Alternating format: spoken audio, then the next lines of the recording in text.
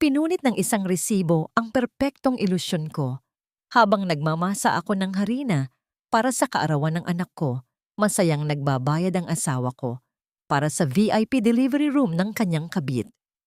Wala kang kwentang asawa, ang madalas niyang isumbat. Ngayon, iiwan ko siyang walang-wala. Tatalikuran ko ang pagiging martir upang muling isilang mula sa abo. Ngunit paano nga ba nagsimula ang gabi ng aking pagkawasak? Sa wakas, isang tunay na pamilya. 6 na salitang tila mga kutsilyong bumaon sa dibdib ni Karina, habang ang kanyang mga kamay ay puno pa ng harina mula sa paggawa ng cake para sa ikapitong kaarawan ng kanyang bunso. Ang screen ng kanyang telepono ay nagliliyab sa katotohanang kanina pa niya pilit na itinatanggi. Sa larawang iyon, nakangiti ng abot-tenga si Baste, ang kanyang asawa, habang nakayakap sa bewang ni Luciana sa loob ng isang marangyang silid sa Makati Medical Center. Ang kamay ni Baste ay maingat na nakapatong sa umuumbok na tiyan ng babae. Isang kilos ng pagmamahal na matagal nang hindi nararamdaman ni Karina. Ilang minuto lang ang nakalilipas, nagpadala pa ng mensahe si Baste sa kanya. Sabi nito, tambak ang trabaho sa opisina at kailangang mag-overtime para sa isang mahalagang contract signing sa Manila. Pinaniwalaan niya ito. Gaya ng nakalipas na 10 taon, buong puso siyang naniwala dahil ang pagtitiwala ang tanging pundasyong pinanghahawakan niya habang tahimik niyang itinatayo ang kumpanya nito mula sa kawalan. Napatingin si Karina sa paligid ng kanilang kusina. Makulay ang mga lobo, may mga banderitas na nakasabit. Ang amoy ng bagong luto na spaghetti at fried chicken ay humahalimuyak sa hangin. Mga paboritong pagkain ng kanyang mga anak na buong araw niyang inihanda. Sa gitna ng mesa, naroon ang cake na kulay asul, ang paboritong kulay ng kanyang bunso. Isang simpleng pagdiriwang na matagal na nilang pinagplanuhan. Ngunit ang taong dapat ay katuwang niya sa paghipas ng kandila ay abala sa pagdiriwang ng panibagong buhay sa sinapupunan ng iba. Biglang tumunog ang kanyang telepono. Isang notification mula sa online banking app ang lumabas. Isang malaking halaga ang binayaran gamit ang kanyang supplementary card na hawak ni Baste. Ang merchant, Makati Med VIP Maternity Wing. Doon na tuluyang nanghina ang mga tuhod ni Karina.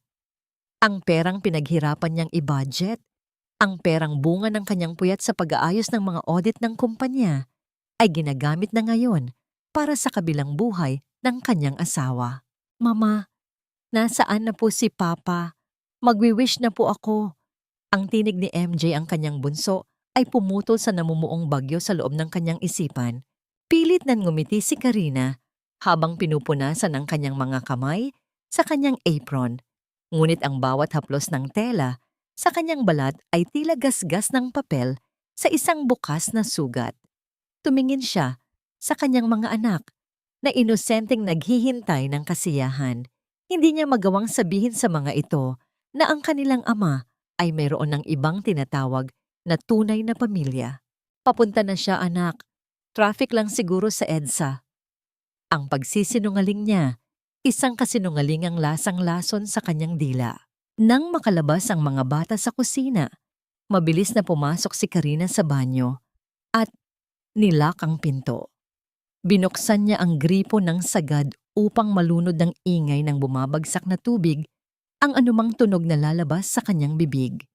Doon, sa harap ng salamin, nakita niya ang isang babaeng hindi na niya halos makilala. Maputla, tuyot ang balat, at may mga mata na puno ng pagod. Ang babaeng isinakripisyo ang sariling karera bilang isang mahusay na financial analyst para lang maging anino ng isang Sebastian Vergara. Kumuha siya ng isang tuwalya at idiniin ito sa kanyang mukha habang pilit na pinipigil ang bawat hikbi. Ang kanyang buong katawan ay nanginginig sa matinding galit na hinaluan ng panghihinayang. Bawat tulo ng tubig mula sa gripo ay tila tunog ng bawat segundong sinayang niya sa pagmamahal sa isang taong ang tingin sa kanya ay isang lumang kagamitan na madaling palitan. Sa loob ng banyong yon, habang ang paligid ay nababalot ng malamig na singaw, isang bahagi ng puso ni Karina ang tuluyang namatay. At kasabay nito, isang bagong uri ng determinasyon ang isinilang. Isang malamig at matalas na plano ang nagsimulang mabuo sa kanyang isipan, kasing talim ng mga numerong palagi niyang pinamamahalaan. Muli niyang tiningnan ang larawan sa kanyang telepono. Ang ngiti ni Luciana ay puno ng pangungutya. Tila sinasabing siya na ang bagong reyna ng kaharian na binuo ni Karina. Ngunit ang hindi alam ni Luciana, at lalo na ni Baste, ay hawak pa rin ni Karina ang lahat ng susi, ang lahat ng transaksyon, ang lahat ng lihim na account, at ang bawat butas sa batas na maaring magpabagsak sa kanila sa isang iglap. Lumabas si Karina ng banyo ng tuyo na ang mga mata. Wala na ang panghihina, tanging isang nakakabinging katahimikan na lamang ang nananatili. Bumalik siya sa kusina at itinuloy ang pag-aayos ng cake. Hinipan niya ang isang maliit na alikabok sa ibabaw ng icing ng may katumpakan. "Happy birthday, anak!" Bulong niya sa hangin, ngunit ang kanyang mga mata ay nakapako sa pintuan ng bahay. Biglang narinig ang tunog ng pagbukas ng gate. Ang pamilyar na huni ng makina ng sasakyan ni Baste ay gumaralgal sa katahimikan ng gabi. Narinig ni Karina ang masayang sigaw ng kanyang mga anak habang tumatakbo patungo sa pintuan. Naroon ang tunog ng susi na pumapasok sa trangka, ang dahan-dahang pag-ikot ng doorknob, at ang mabigat na yabag ng lalaking itinuturing niyang mundo. Ngunit ngayon ay isa na lamang estranghero. Huminto ang mundo ni Karina nang bumukas ang pinto at iniluwa nito si Baste. Hawak nito ang isang maliit na kahon ng regalo, may pagod na mukha, at isang mapanlinlang na ngiti na tila walang anumang nangyari. "Pasensya na, mahal. Masyadong naging matagal ang meeting. Pero heto ako. Hindi ko makakalimutan ang birthday ng junior ko," sabi ni Baste habang lumalapit sa kanya para humalik sa pisngi. Amoy alak ito, hinaluan ng matamis at pamilyar na pabango ng babae, ang pabangong ginagamit ni Luciana. Habang lumalapit ang mukha ni Baste sa kanya, naramdaman ni Karina ang bawat balahibo sa kanyang balat na tumatayo sa pandidiri. Sa loob ng kanyang isipan, isang tanong ang paulit-ulit na umaalingaw-ngaw. "Hanggang kailan mo kayang panindigan ang dula-dulaang ito, Baste? Bago ko tuluyang sunugin ang entabladong kinatatayuan mo." Nakangiti si Karina habang tinatanggap ang halik. Ngunit ang kanyang mga daliri ay mahigpit na nakakapit sa kutsilyong pambahay na nakapatong sa tabi ng cake. Hindi para saktan ng asawa, kundi bilang paalala na sa gabing ito, siya na ang magsisimulang humiwa sa bawat kasinungalingang bumabalot sa kanilang buhay. "Mabuti naman at nakahabol ka, Baste. Marami tayong dapat pag-usapan." "Bukas," mahinahong sagot ni Karina. Ang kanyang tinig ay kasing lamig ng yelo sa gitna ng disyerto. Tumingin si Baste sa kanya, tila nakaramdam ng kakaibang kaba sa tono ng kanyang asawa. Ngunit agad din itong nawala nang hilahin siya ng mga bata patungo sa mesa. Habang nagkakantahan sila ng happy birthday, nakatayo lang si Karina sa gilid. Pinapanood ang lalaking nag-iisip na ligtas pa rin ang kanyang mga lihim. Ngunit nang magtagpo ang kanilang mga mata sa ibabaw ng ningas ng kandila, nakita ni Baste ang isang bagay sa mga mata ni Karina na hindi niya kailanman nakita rito sa loob ng 11 taon ng kanilang pagsasama. Isang bagay na nagpatigil sa kanyang pagtawa. Ito ay ang tingin ng isang taong wala nang natitirang takot dahil wala na ring natitirang pag-ibig. Ang katahimikan sa loob ng silid-tulugan ay tila isang mabigat na kumot na dahan-dahang sumasakal kay Karina. Habang nakahiga si Baste sa tabi niya, mahimbing ang tulog at malakas ang hilab ng bawat paghinga. Nananatiling dilat ang mga mata ni Karina. Nakatitig sa kisame na tila doon niya mababasa ang sagot sa kanyang mga katanungan. Bago ito nakatulog, iniabot ni Baste ang isang maliit na paper bag mula sa isang kilalang brand sa mall. "Pasensya na, honey. Late na akong nakabili. Designer bag yan, kahit sale lang, alam ko namang mahilig ka sa mga ganyang klaseng gamit." ang sabi nito, sabay halik sa kanyang noo. Designer bag na galing sa sale. Isang mumurahing regalo para sa asawang nagbigay sa kanya ng lahat, habang ang milyon-milyong piso ay walang pakundangan niyang ibinabayad sa isang marangyang ospital para sa kanyang kabit. Napakait ng ngiting gumuhit sa mga labi ni Karina sa dilim. Ang pagmamahal ni Baste ay tila isang barya na inihagis sa isang pulubi. Sapat lang para hindi ito umalis, ngunit hindi sapat para guminhawa ang buhay. Napakaswerte mo talaga sa akin, Karina. Ang huling hirit ni Baste bago ito tuluyang dinalaw ng antok. Habang ang ibang babae ay kailangang magbilang ng baryas sa palengke, ikaw ay nakaupo lang dito sa aircon. Safe ka rito sa bahay, walang iniisip na problema. Ang mga salitang yon ay tila laso na dahan-dahang dumadaloy sa mga ugat ni Karina. Safe? Walang iniisip na problema? Hindi alam ni Baste na ang bawat sentimo na ginagastos niya, ang bawat kontratang pinipirmahan niya, at ang bawat buwis na iniiwasan niya ay dumaan sa matalas na pagsusuri ng kanyang asawa. Si Karina ang utak, si Baste ang katawan. Ngunit sa tingin ng lalaki, si Karina ay isa lamang palamuti na dapat magpasalamat dahil binigyan ito ng matitirhan.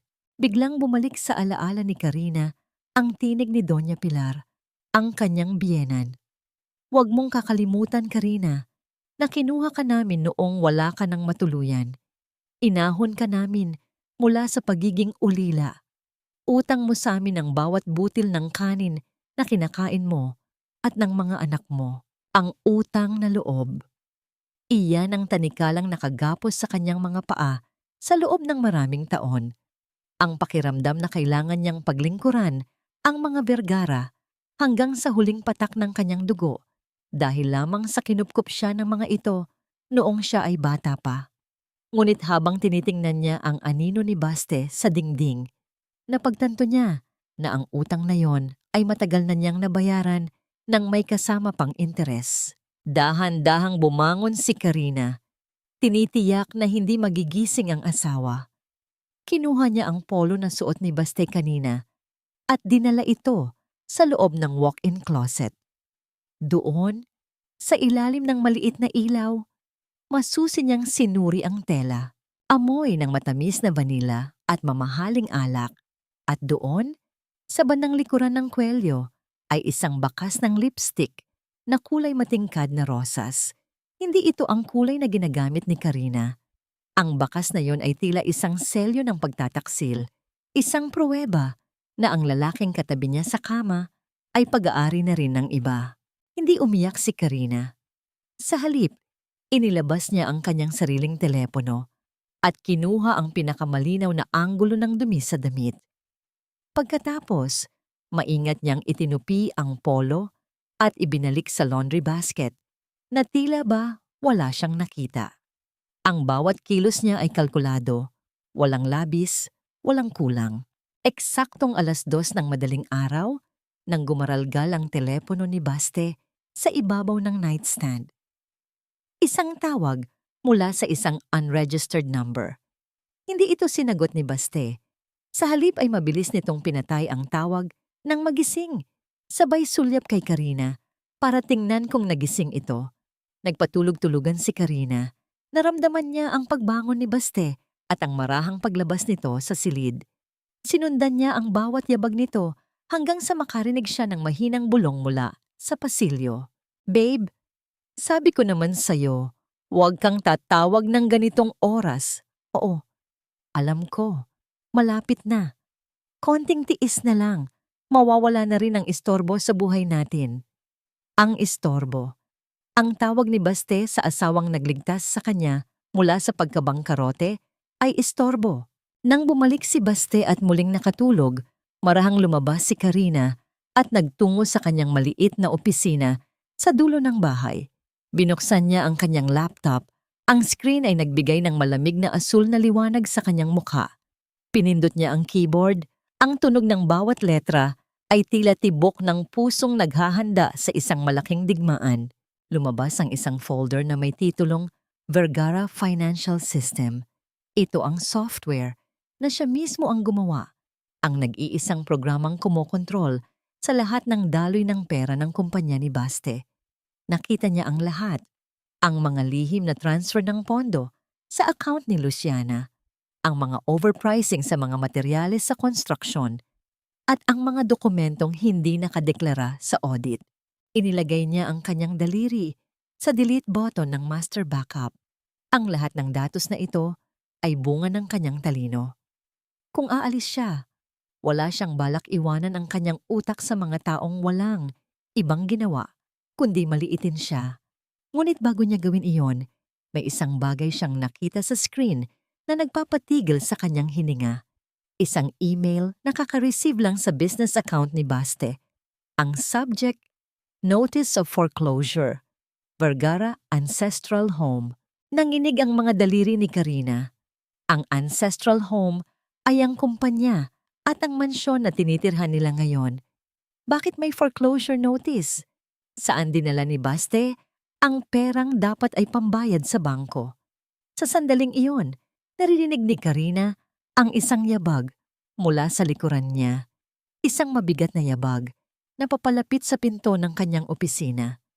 Karina, anong ginagawa mo rito sa dilim? Ang tinig ni Baste ay puno ng hinala at ang liwanag mula sa pasilyo ay nagpakita ng kanyang anino na tila isang dambuhala sa pader. Bakit ba ang hilig mong pakialaman ang mga bagay na hindi mo naman maiintindihan? Matulog ka na, Karina. Ang kailangan mo lang gawin ay siguraduhing maayos ang bahay at ang mga bata, hindi ang magpuyat sa harap ng computer na tila ba may alam ka sa negosyo. Ang bawat salita ni Baste ay tila mga patak ng asidong tumatagos sa balat ni Karina. Nakatayo ang kanyang asawa sa pintuan ng opisina. Ang anino nito ay tila isang malaking halimaw na gustong lamunin ang maliit na espasyong kinatatayuan niya. Sa sandaling iyon, ang kamay ni Karina ay mahigpit na nakakapit sa computer mouse. Ang kanyang mga kuko ay tila ba gustong bumaon sa plastik hanggang sa ito ay mabasag. Habang sinasabihan siya nito ng kawalang alam, ang screen na mabilis niyang itinago ay naglalaman ng mga solusyon sa utang na hindi man lang alam ni Baste kung paano babayaran. Ang miyamayng katotohanan ay ito. Habang ang lalaking ito ay nagpapahinga, si Karina ang nagbubuo ng mga pira-pirasong pangarap na dinudurog ni Baste sa bawat araw ng kanyang pagtataksil. Isang matinding bara ang namuo sa lalamunan ni Karina, isang sigaw na piniling lunukin hanggang maglasang dugo. Hanggang kailan ko kailangang maging anino sa loob ng isang bahay na ako naman ang nagtayo ng bawat dingding. Kinabukasan, ang mansyon ng mga Vergara ay nabalot ng ingay at amoy ng mga mamahaling putahe. Isang malaking family reunion ang idinaos para sa pagdating ng mga kamag-anak mula sa probinsya. Ngunit para kay Karina, ang piyestang ito ay tila isang entablado ng pagpapanggap. Mula madaling araw, ang kanyang mga paa ay wala ng pahinga sa paglalakad sa pagitan ng kusina at ng dining area. Ang init mula sa kalan ay tila humahalo sa init ng kanyang ulo sa tuwing maririnig niya ang boses ni Doña Pilar na nagmamando sa gitna ng sala. Karina, iyong kare-kare, bakit wala pa sa mesa? At siguraduhin mong hindi masyadong malata ang gulay. Ayaw ng mga pinsan ni Baste ang ganoon. Sigaw ng kanyang biyenan habang abala sa pagpapaypay gamit ang isang abaniko na gawa sa seda. Nang lumabas si Karina para maghain, hinarang siya ni Doña Pilar sa gitna ng maraming tao. Tiningnan siya nito mula ulo hanggang paa. Ang kanyang simpleng duster na basa ng pawis at ang buhok na basta na lamang itinali. Hiha, look at yourself. Napakapabaya mo na sa katawan mo. Kaya huwag kang magtataka kung bakit laging pagod ang asawa mo sa pag-uwi. Ang lalaki, kailangan ng inspirasyon, hindi yung pag-uwi niya ay isang kusinera ang bubungad sa kanya, sabi ni Doña Pilar sa boses na sapat lang para marinig ng mga bisita.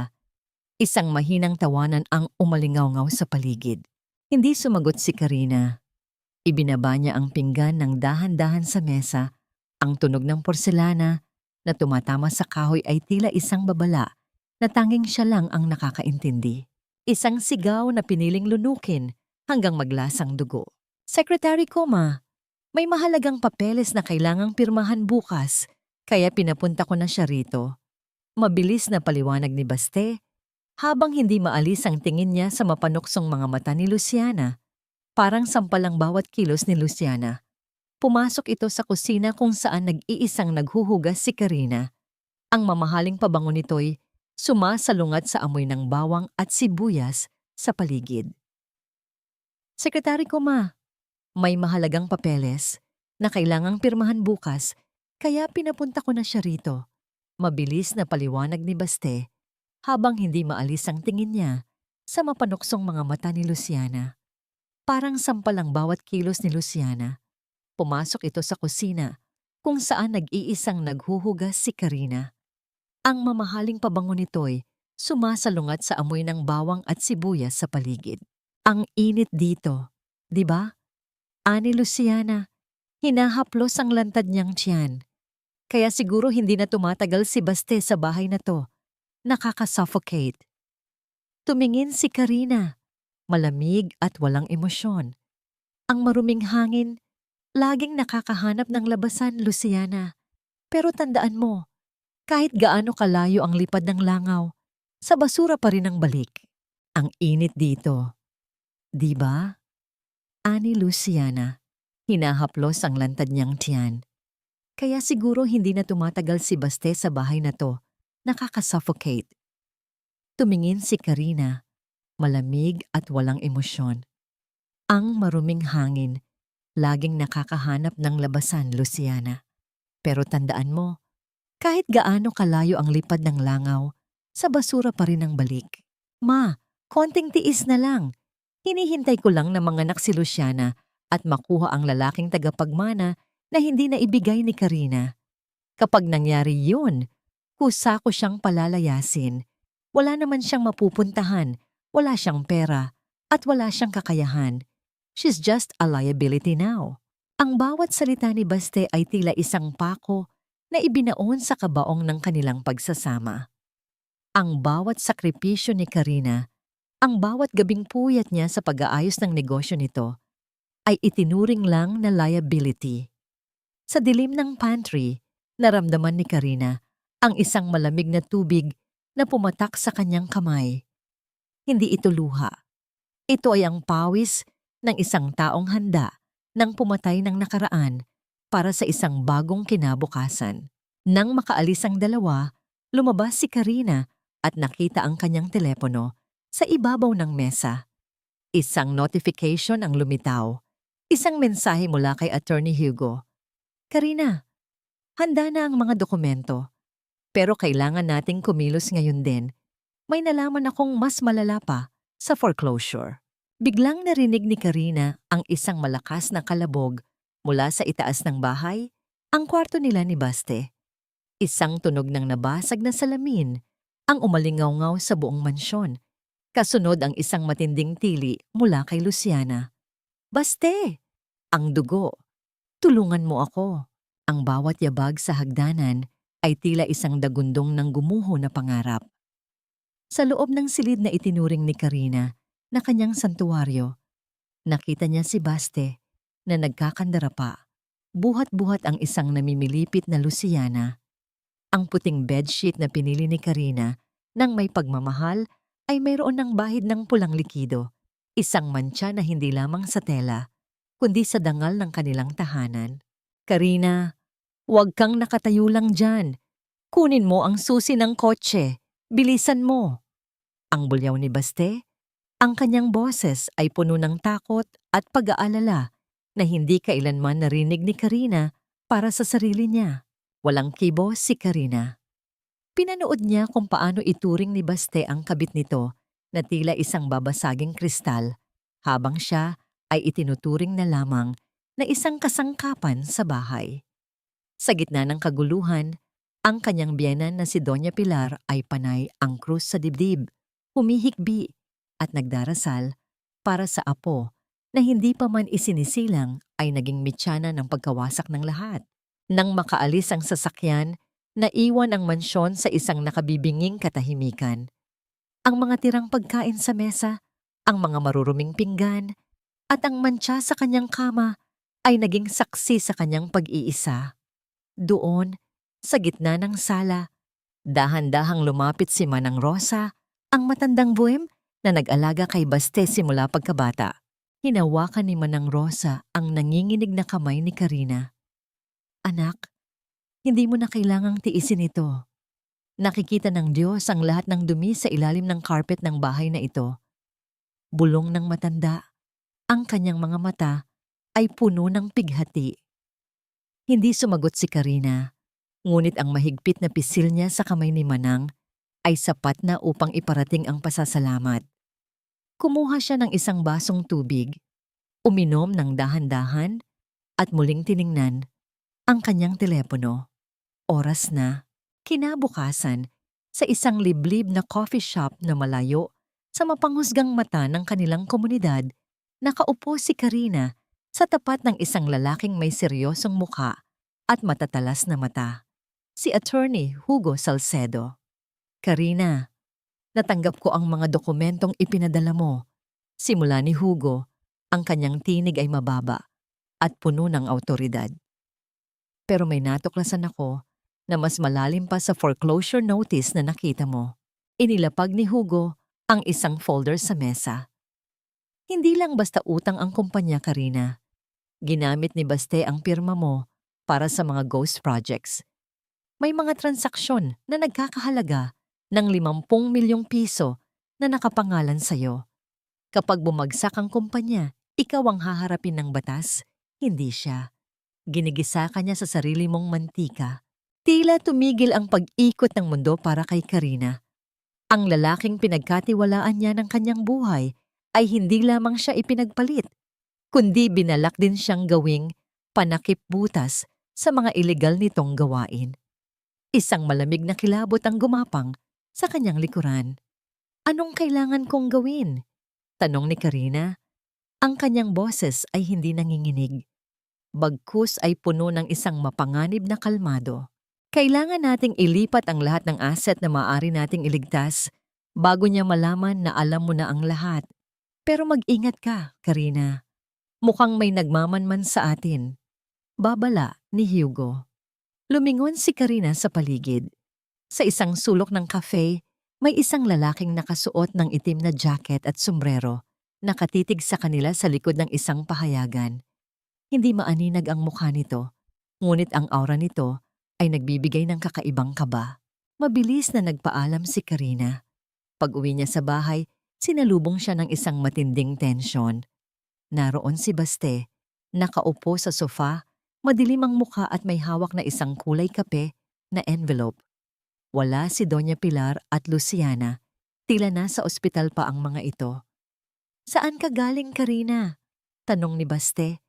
Ang kanyang boses ay tila isang maugong na babala ng paparating na bagyo. At ano itong nakita ko sa loob ng drawer mo? Inihagis ni Baste ang envelope sa ibabaw ng mesa. Mula rito ay lumabas ang mga kopya ng bank statements ni Karina na hindi alam ni Baste, ang mga lihim na account na inipon niya sa loob ng maraming taon. Nagnanakaw ka ba sa akin, Karina? Sa gitna ng hirap ng kumpanya, nagagawa mong magtabi ng pera para sa sarili mo. Ang marahas na pagtayo ni Baste ay naging sanhi ng pagtumba ng isang florera sa gilid. Ang tunog ng nabasag na seramika ay umalingaw sa buong silid. Tumitig si Karina sa mga dokumento, pagkatapos ay dahan-dahang itinaas ang kanyang paningin sa asawa. Ang kanyang puso ay tumitibok ng mabilis, tila isang ibon na gustong kumawala sa hawla. Ngunit ang kanyang mukha ay nanatiling parang pader. Alam ni Karina na ito na ang sandali na maaaring magpabago sa lahat. Kung magkakamali siya ng isang salita, mawawala ang lahat ng kanyang pinagplanuhan. Bakit, Baste? Ang tanong ni Karina, ang kanyang tinig ay kasing talim ng isang labaha. Iyan lang ba ang nakita mo? O natatakot ka dahil nalaman mong hindi na ako ang bulag, na babaeng pakikinabangan mo lang hanggang gusto mo?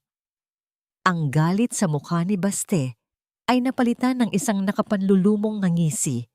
Kinuha niya ang isa pang papel mula sa envelope. Isang dokumento na hindi inaasahan ni Karina na mahahawakan nito. Huwag mo akong subukan, Karina. Dahil kung akala mo ay ikaw lang ang may hawak sa leeg ko, tingnan mo ito. Akala mo ba ay mas matalino ka sa akin, Karina? Akala mo ba ay hindi ko alam ang bawat sentimong itinatago mo sa ilalim ng unan mo? Ang boses ni Baste ay parang hagupit ng latigo sa katahimikan ng silid. Iwinagayway niya ang isang pirasong papel na may tuyot na tinta. Isang dokumentong nilagdaan ni Karina, ilang taon na ang nakalilipas. Noong panahong ang tiwala niya sa asawa ay kasing linaw pa ng kristal. Ito ay isang pag-amin ng pangungulimbat, isang kasunduan na nagsasabing lahat ng maling transaksyon sa kumpanya ay utos at gawa ni Karina. Isang bitag na matagal nang inihanda ni Baste para sa araw na maglakas loob siyang lumaban. Habang binabasa ni Baste ang bawat salita nang may halong pangungutya, nakatayo lang si Karina malapit sa lamesa kung saan nakapatong ang mga litrato ng kanilang mga anak. Kanina lang, bago sumabog ang galit ni Baste, maingat niyang pinupunasan ang mga frame ng mga ito ng may pagmamahal. Tila ba ito na ang huling beses na mahahawakan niya ang mga alaala ng kanilang kamusmusan. Ang pagmamahal ng isang ina na handang magsakripisyo ay hinarap ng kalupitan ng isang asawang handang pumatay ng dangal. Naramdaman ni Karina ang biglang paglamig ng kanyang mga dulo ng daliri. Ang hangin sa loob ng kwarto ay tila naging kasing bigat ng tingga. Mahirap lang hapin, mahirap lunukin. Ang bawat tibok ng kanyang puso ay parang martilyong tumatama sa kanyang dibdib, mabilis at masakit. Ang kanyang paningin ay bahagyang nagdilim at ang mga pamilyar na kagamitan sa kanilang kwarto, ang kama, ang aparador, ang salamin, ay tila naging mga estranghero na pinapanood ang kanyang pagbagsak. Gusto niyang sumigaw, gusto niyang itanggi ang lahat, ngunit ang kanyang lalamunan ay tila tinapala ng semento. Ngayon, sabihin mo sa akin, Karina, ang dugtong ni Baste habang dahan-dahang lumalapit sa kanya, ang amoy ng alak at panlilinlang ay umaalingasaw sa kanyang hininga. Sino ang mas may hawak sa leeg ng isa? Isang pirma ko lang sa pulisya, mabubulok ka sa kulungan at hinding-hindi mo na makikita ang mga bata. Sila ay lalaki sa piling ni Luciana at tatawagin nila siyang mama habang kinakalimutan kanila. Isang matalim na sakit ang gumuhit sa puso ni Karina sa pagbanggit sa kanyang mga anak. Ngunit sa gitna ng kanyang pagkawasak, isang maliit na kislap ng katinoan ang nanatili. Alam niyang kailangan niyang maglaro. Kung ang asawa niya ay isang dalubhasang mandaraya, kailangan niyang maging isang mahusay na aktres. Baste! Patawad! Ang mahinang bulong ni Karina. Ang kanyang boses ay nanginginig ng sapat para maniwala ang asawa na siya ay tuluyan ng sumuko. Natakot lang ako. Akala ko ay hindi mo na kami mahal. Huwag mong gawin iyan. Huwag ang mga bata. Nakita ni Karina ang bahagyang paglambot ng balikat ni Baste. Ang tagumpay ng isang mapang api kapag nakita niyang lumuluha ang kanyang biktima. Ngunit sa likod ng mga matang puno ng luha ni Karina, ang kanyang isipan ay mabilis na nagtatrabaho. Napansin niya ang isang tumpok ng mga dokumento sa tabi ng bag ni Baste. Ang mga papeles na kailangang dalhin nito sa opisina bukas. Ganyan dapat, Karina. Matuto kang lumugar. Ani Baste sabay haplos sa kanyang pisngi nang may halong pandidiri. Maghanda ka na ng hapunan at huwag mo nang uulitin ang pagpunta sa kung sino-sinong abogado. Nang lumabas si Baste ng kwarto upang sumagot ng tawag, mabilis na kumilos si Karina. Kinuha niya ang treasure ng kanyang mga anak para sa school, isang travel permit at mga enrollment form para sa Singapore na kailangan ng pirma ng ama. Isiningit niya ito sa gitna ng makapal na bunton ng mga business permits at tax declarations na alam niyang pipirmahan ni Baste nang hindi binabasa dahil sa pagmamadali bukas ng umaga. Habang ginagawa ito, tumingin si Karina sa malaking salamin ng kanilang dresser. Kinuha niya ang kanyang pulang lipstick at dahan-dahang naglagay sa kanyang mga labi. Ang kulay na ito ay sumisimbolo sa dugo at tapang. Hindi na siya ang babaeng umiiyak sa ilalim ng shower. Siya na ang bagyo na hindi inaasahan ni Baste na darating. Pinagmasdan niya ang kanyang sariling refleksyon. Ang miron ng kanyang pagkatao ay nagbago na. Ang bawat kurap ng kanyang mga mata ay tila isang pahina ng libro na malapit nang matapos at ang susunod na kabanata ay isusulat niya sa sarili niyang mga tuntunin. Gaano kaya katagal bago mapagtanto ng isang agila na ang hawlang kinapapalooban niya ay matagal na niyang nasira at naghihintay na lamang siya ng tamang ihip ng hangin upang tuluyang lumipad. Sa labas, narinig niya ang malakas na tawa ni Baste habang kausap si Luciana sa telepono. Ang tunog ng tawang iyon ay tila isang huling paalam sa 11 taon ng kanyang pagtitiis. Wala na tayong pera para sa luho ng mga bata, Karina. Huwag mo akong kulitin sa mga bayarin na yan dahil sawang-sawa na ako sa naririnig ko. Ang bulyaw ni Baste ay tila isang malakas na kulog sa gitna ng kanilang malawak na silid. Habang sinasabi niya ang mga salitang ito, abala siya sa pag-aayos ng kanyang mamahaling kurbata sa harap ng salamin. Hindi man lang tinitingnan ang asawang nakatayo sa likuran niya, hawak ang statement of account mula sa paaralan ng kanilang mga anak. Napakasakit ng irony sa sandaling iyon. Ang perang hinihingi ni Karina ay para sa edukasyon ng kanilang sariling dugo at laman, ang pundasyon ng kinabukasan ng kanilang mga anak. Ngunit para kay Baste, ang pagbabayad ng matrikula ay itinuturing na luho, habang ang kumpanya na sa katotohanan ay isinasalba ni Karina bawat gabi ay ginagawa niyang dahilan upang maging maramot. Isang mapait na ngiti ang gustong kumawala sa mga labi ni Karina. Habang tinitingnan niya ang refleksyon ng asawa, naisip niya kung paano nito nagagawang magsinungaling nang hindi man lang kumukurap ang mga mata. Nang makaalis si Baste, naiwan si Karina na nakatitig sa kawalan. Dahan-dahan siyang naupo sa gilid ng kanilang kama. Ang kanyang mga daliri ay mahigpit na nakakapit sa gilid ng kutsyon hanggang sa mamuti ang kanyang mga kuko. Naramdaman niya ang isang matinding panggigigil na nagmumula sa kanyang sikmura patungo sa kanyang lalamunan. Bawat hininga niya ay tila may kasamang bubog na sumusugat sa kanyang dibdib. Binuksan niya ang kanyang laptop upang simulan ang pang-araw-araw na pag-audit sa kumpanya. Ngunit sa pagkakataong ito, hindi ang mga kumpanya ng konstruksyon ang tiningnan niya. Binuksan niya ang bank records ng supplementary credit card ni Baste.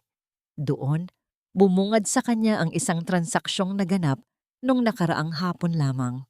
Isang pagbabayad sa isang kilalang jewelry store sa Greenbelt. Ang halaga, 500,000 piso. Ang item, isang diamond necklace and earring set na binili bilang push gift para kay Luciana. Ang bawat numero sa screen ay tila naging mga uod na gumagapang sa kanyang balat. Ang 500,000 piso na yon ay sapat na para sa 2 taong matrikula ng kanilang mga anak. Ngunit itinapon lang ito ni Baste sa isang babaeng sumisira sa kanilang pamilya. Naramdaman ni Karina ang biglang pagtulo ng isang malamig na pawis sa kanyang likuran, habang ang kanyang puso ay tumitibok ng sobrang bilis na tila ba sasabog ito sa loob ng kanyang tadyang. Ang bawat bahagi ng kanyang pagkatao ay nanginginig sa matinding galit, isang tahimik na bulyaw na walang boses ngunit sapat na upang gumuho ang kanyang mundo. Karina, bumaba ka rito ngayon din. Ang matinis na boses ni Doña Pilar mula sa sala ay pumutol sa kanyang pagninilay. Pagbaba niya, nakita niya ang kanyang biyenan na nakaupo ng tuwid. Ang mukha ay puno ng puot. Sa ibabaw ng lamesa ay nakalatag ang mga dokumento ng kanilang ancestral home, ang mansyong tinitirhan nila. Alam ko na hindi ka pumayag na isanla ang bahay na ito para sa kumpanya ng anak ko. Napakawalang puso mo. Pagkatapos ka naming kupkupin, Ito ang igaganti mo? Ang singhal ni Doña Pilar habang ang kanyang abaniko ay mabilis na humahampas sa hangin. Mama, ang bahay na ito ay nakapangalan sa mga bata. Iyan ang tanging seguridad na natitira sa amin. Mahinahong sagot ni Karina, bagaman ang loob niya ay tila isang bulkan na malapit ng sumabog. Seguridad? Ang kailangan ng anak ko ay kapital. Akin na ang pirma mo o hinding-hindi ka na makakatuntong sa bahay na ito. Dahil sa galit, tumayo si Doña Pilar at mabilis na lumapit kay Karina. Bago pa man makaiwas ang asawa, ang malakas na tunog ng isang palad na tumama sa pisngi ni Karina ay umalingaw-ngaw sa buong sala. Ang lakas ng sampal ay naging sanhi ng pagpihit ng ulo ni Karina at ang lasa ng bakal ng sarili niyang dugo ay nanatili sa loob ng kanyang bibig. Nananatiling nakayuko si Karina, ang kanyang buhok ay tumatakip sa kanyang mukha. Ngunit sa kabila ng hapdi sa kanyang pisngi, isang kakaibang katahimikan ang bumalot sa kanya. Wala ng luha, wala ng sakit. Tanging ang malamig na katotohanan na wala na siyang dahilan upang manatili pa. Mama, hindi ko po ibibigay ang bahay. Ang bulong ni Karina. Ang kanyang boses ay tila galing sa ilalim ng lupa, tuyot at walang buhay. Anong sabi mo? Napaka-ingrata mong babae ka. Susugod pa sana si Doña Pilar nang biglang lumabas mula sa ilalim ng hagdan si MJ, ang kanyang bunso. May hawak na maliit na alkansiyang baboy ang bata. Ang mga mata nito ay puno ng takot habang nakatingin sa kanyang lola at sa mamula-mulang pisngi ng kanyang ina. Mama, ito po, pambayad sa school. Huwag ka na pong sad. Ang paos na tinig ng bata habang iniuunat ang maliit na alkansiya patungo kay Karina. Ang simpleng kilos na yon ng kanyang anak ay tila isang kutsilyong humiwa sa natitirang bahagi ng puso ni Karina. Kinuha niya ang alkansiya, niyakap ang bata at tiningnan ang kanyang biyenan ng may matinding determinasyon. Palalayasin kita sa pamamahay na ito, Karina. Tandaan mo yan. Bukas na bukas din, ipapakita ko sa'yo kung sino ang tunay na may-ari ng pamilyang Vergara. Huling banta ni Doña Pilar bago ito nagmarcha palabas ng pinto. Naiwang nakatayo si Karina sa gitna ng sala. Yakap ang kanyang anak at ang alkansiyang puno ng barya. Ang bawat yabag ng orasan sa pader ay tila isang countdown para sa kanyang paglaya. Ngunit sa kabila ng pananakot ni Doña Pilar, isang mensahe ang biglang lumitaw sa screen ng kanyang telepono na nakapatong sa lamesa. Isang mensahe mula sa isang hindi kilalang numero. Handa na ang sasakyan sa kanto bukas ng 6:00 ng umaga. Ngunit may isang problema, Karina. Nalaman ni Baste ang tungkol sa flight niyo. Nalaman ni Baste ang tungkol sa flight niyo. Ang 7 salitang iyon sa screen ng kanyang telepono ay tila mga tulyapis ng yelong bumaon sa bawat himaymay ng laman ni Karina. Ang lamig na nagmumula sa kanyang mga daliri ay mabilis na gumapang patungo sa kanyang puso na sa sandaling iyon ay tila tumigil sa pagtibok. Sa kanyang tabi, ang kanyang anak na si MJ ay mahimbing na ang tulog. Yakap-yakap ang maliit na alkansiyang baboy na tila ba ito ang pinakaimportanteng kayamanan sa buong mundo. Napakasakit isipin na sa gitna ng kadiliman ng gabi, habang ang buong mundo ay tila payapa, ang mitya ng kanyang kaligtasan ay unti-unti nang nauubos. Ang plano na binuo niya sa loob ng 3 buwan, ang mga lihim na pag-iimpake, ang pakikipag-usap sa mga estranghero sa Singapore, at ang bawat gabing hindi niya ipinikit ang kanyang mga mata para lang mag-ayos ng mga papeles, ay tila isang kastilyong buhangin na malapit ng anurin ng malakas na alon. Sino ang nagpadala ng mensahe? At paano nalaman ni Baste? Ang mga tanong na ito ay tila mga bubuyog na nagliliparan sa loob ng kanyang isipan, nagbibigay ng isang nakakangalay na ingay na hindi niya mapatahimik. Dahan-dahang lumabas si Karina ng silid, ang bawat yabag niya sa sahig na gawa sa hardwood ay tila isang malakas na dagundong sa kanyang pandinig. Bagaman sa katotohanan ay wala itong nalilikhang tunog. Pagdating niya sa sala, bumungad sa kanya ang amoy ng mamahaling alak at usok ng sigarilyo. Naroon si Baste, nakaupo sa kanyang paboritong leather chair. Tinititigan ang dilim sa labas ng malaking bintana. Hindi ka pa natutulog, Karina? Ang tanong ni Baste. Ang kanyang tinig ay mababa. Parang isang maugong na babala ng paparating na bagyo sa gitna ng dagat. Hindi ako makatulog, maikling sagot ni Karina habang pilit na pinapakalma ang kanyang sarili. Inilapag niya ang kanyang telepono sa ibabaw ng lamesa. Nakataob. Tila ba itinatago ang isang lihim na maaring pumatay sa kanya. Tumayo si Baste at dahan-dahang lumapit sa kanya. Ang bawat hakbang nito ay tila isang pagbilang ng mga huling sandali ng kanyang kalayaan. Huminto ito sa harap ni Karina. Ang anino nito ay tuluyang lumamon sa liwanag na nagmumula sa kusina. May hinahanap akong dokumento sa drawer mo kanina. Simula ni Baste habang hinihimas ang kanyang baba.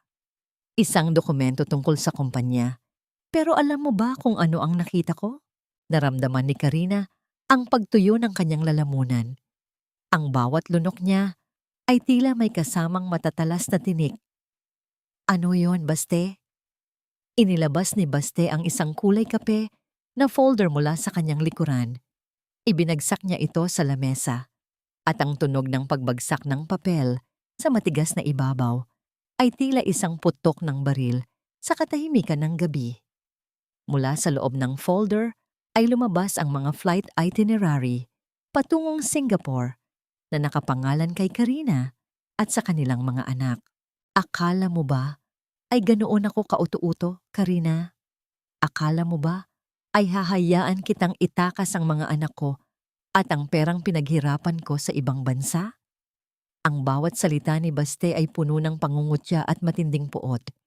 Kinuha niya ang panga ni Karina at pinilit itong itingala sa kanya. You are my wife, Karina. My property. At ang mga bata ay mga Vergara. Hinding-hindi mo sila mailalabas sa bansang ito nang wala ang pahintulot ko. Isang matinding panginginig ang bumalot sa buong katawan ni Karina. Ngunit sa halip na luha, ang lumabas sa kanyang mga mata ay isang matalas na apoy. Perang pinaghirapan mo, Baste? Ang lakas ng loob mong sabihin iyan habang ang bawat kontratang pinirmahan mo ay ako ang bumuo. Ang kumpanyang ipinagmamalaki mo ay isang malaking bula na sasabog sa oras na alisin ko ang suporta ko. Isang malakas na tawa ang pinakawalan ni Baste, isang tawang puno ng kawalang galang. At anong gagawin mo? Magsusumbong ka sa pulis? Tandaan mo ang dokumentong pinirmahan mo, Karina. Isang salita ko lang. Ikaw ang mapupunta sa kulungan. Ikaw ang magnanakaw sa paningin ng mundo. Dahan-dahang binitawan ni Baste ang panga ni Karina at kinuha ang mga passport na nakasingit sa folder. Hahanapin mo ba ito? Sabi niya habang iwinagayway ang mga asul na buklet. Huwag kang mag-alala. Itatago ko ito sa isang lugar na hinding-hindi mo mahahanap. At tungkol sa plano mong pag-alis, kalimutan mo na yan. Bukas na bukas din, kukunin ni Mama ang mga bata at dadalhin sa probinsya. Doon sila lalaki, malayo sa impluwensya ng isang inang traidor. Ang bawat salita ni Baste ay tila isang pako na ibinabaon sa puso ni Karina. Ang ilayo sa kanya ang kanyang mga anak ay ang pinakamasakit na parusa na maaaring ibigay sa kanya. Naramdaman niya ang pagdilim ng kanyang paligid. Ang bawat sulok ng mansyon ay tila naging mga pader ng isang selda na walang pintuan. Baste, wag ang mga bata. Pagmamakaawa ni Karina, ang kanyang boses ay tuluyan ng bumasak. Lumuhod siya sa harap ng asawa. Ang kanyang dangal ay tuluyan ng niyurakan ng takot para sa kanyang mga anak. Tumingin si Baste sa kanya nang may halong pandidiri. Tila ba si Karina ay isang dumi sa kanyang mamahaling sapatos. Masyadong huli na para sa mga luha, Karina. You chose this path. Ngayon, harapin mo ang konsekwensya.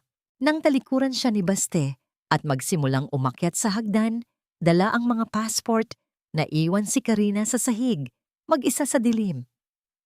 Ang lamig ng tiles ay tila sumisipsip sa natitirang init ng kanyang pag-asa.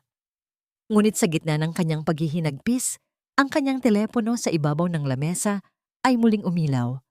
Isang bagong mensahe mula sa parehong numero. Huwag kang sumuko. Tingnan mo ang ilalim ng vase sa garden. May iniwan ako doon. Napatitig si Karina sa screen. Ang kanyang puso ay muling tumibok ng mabilis.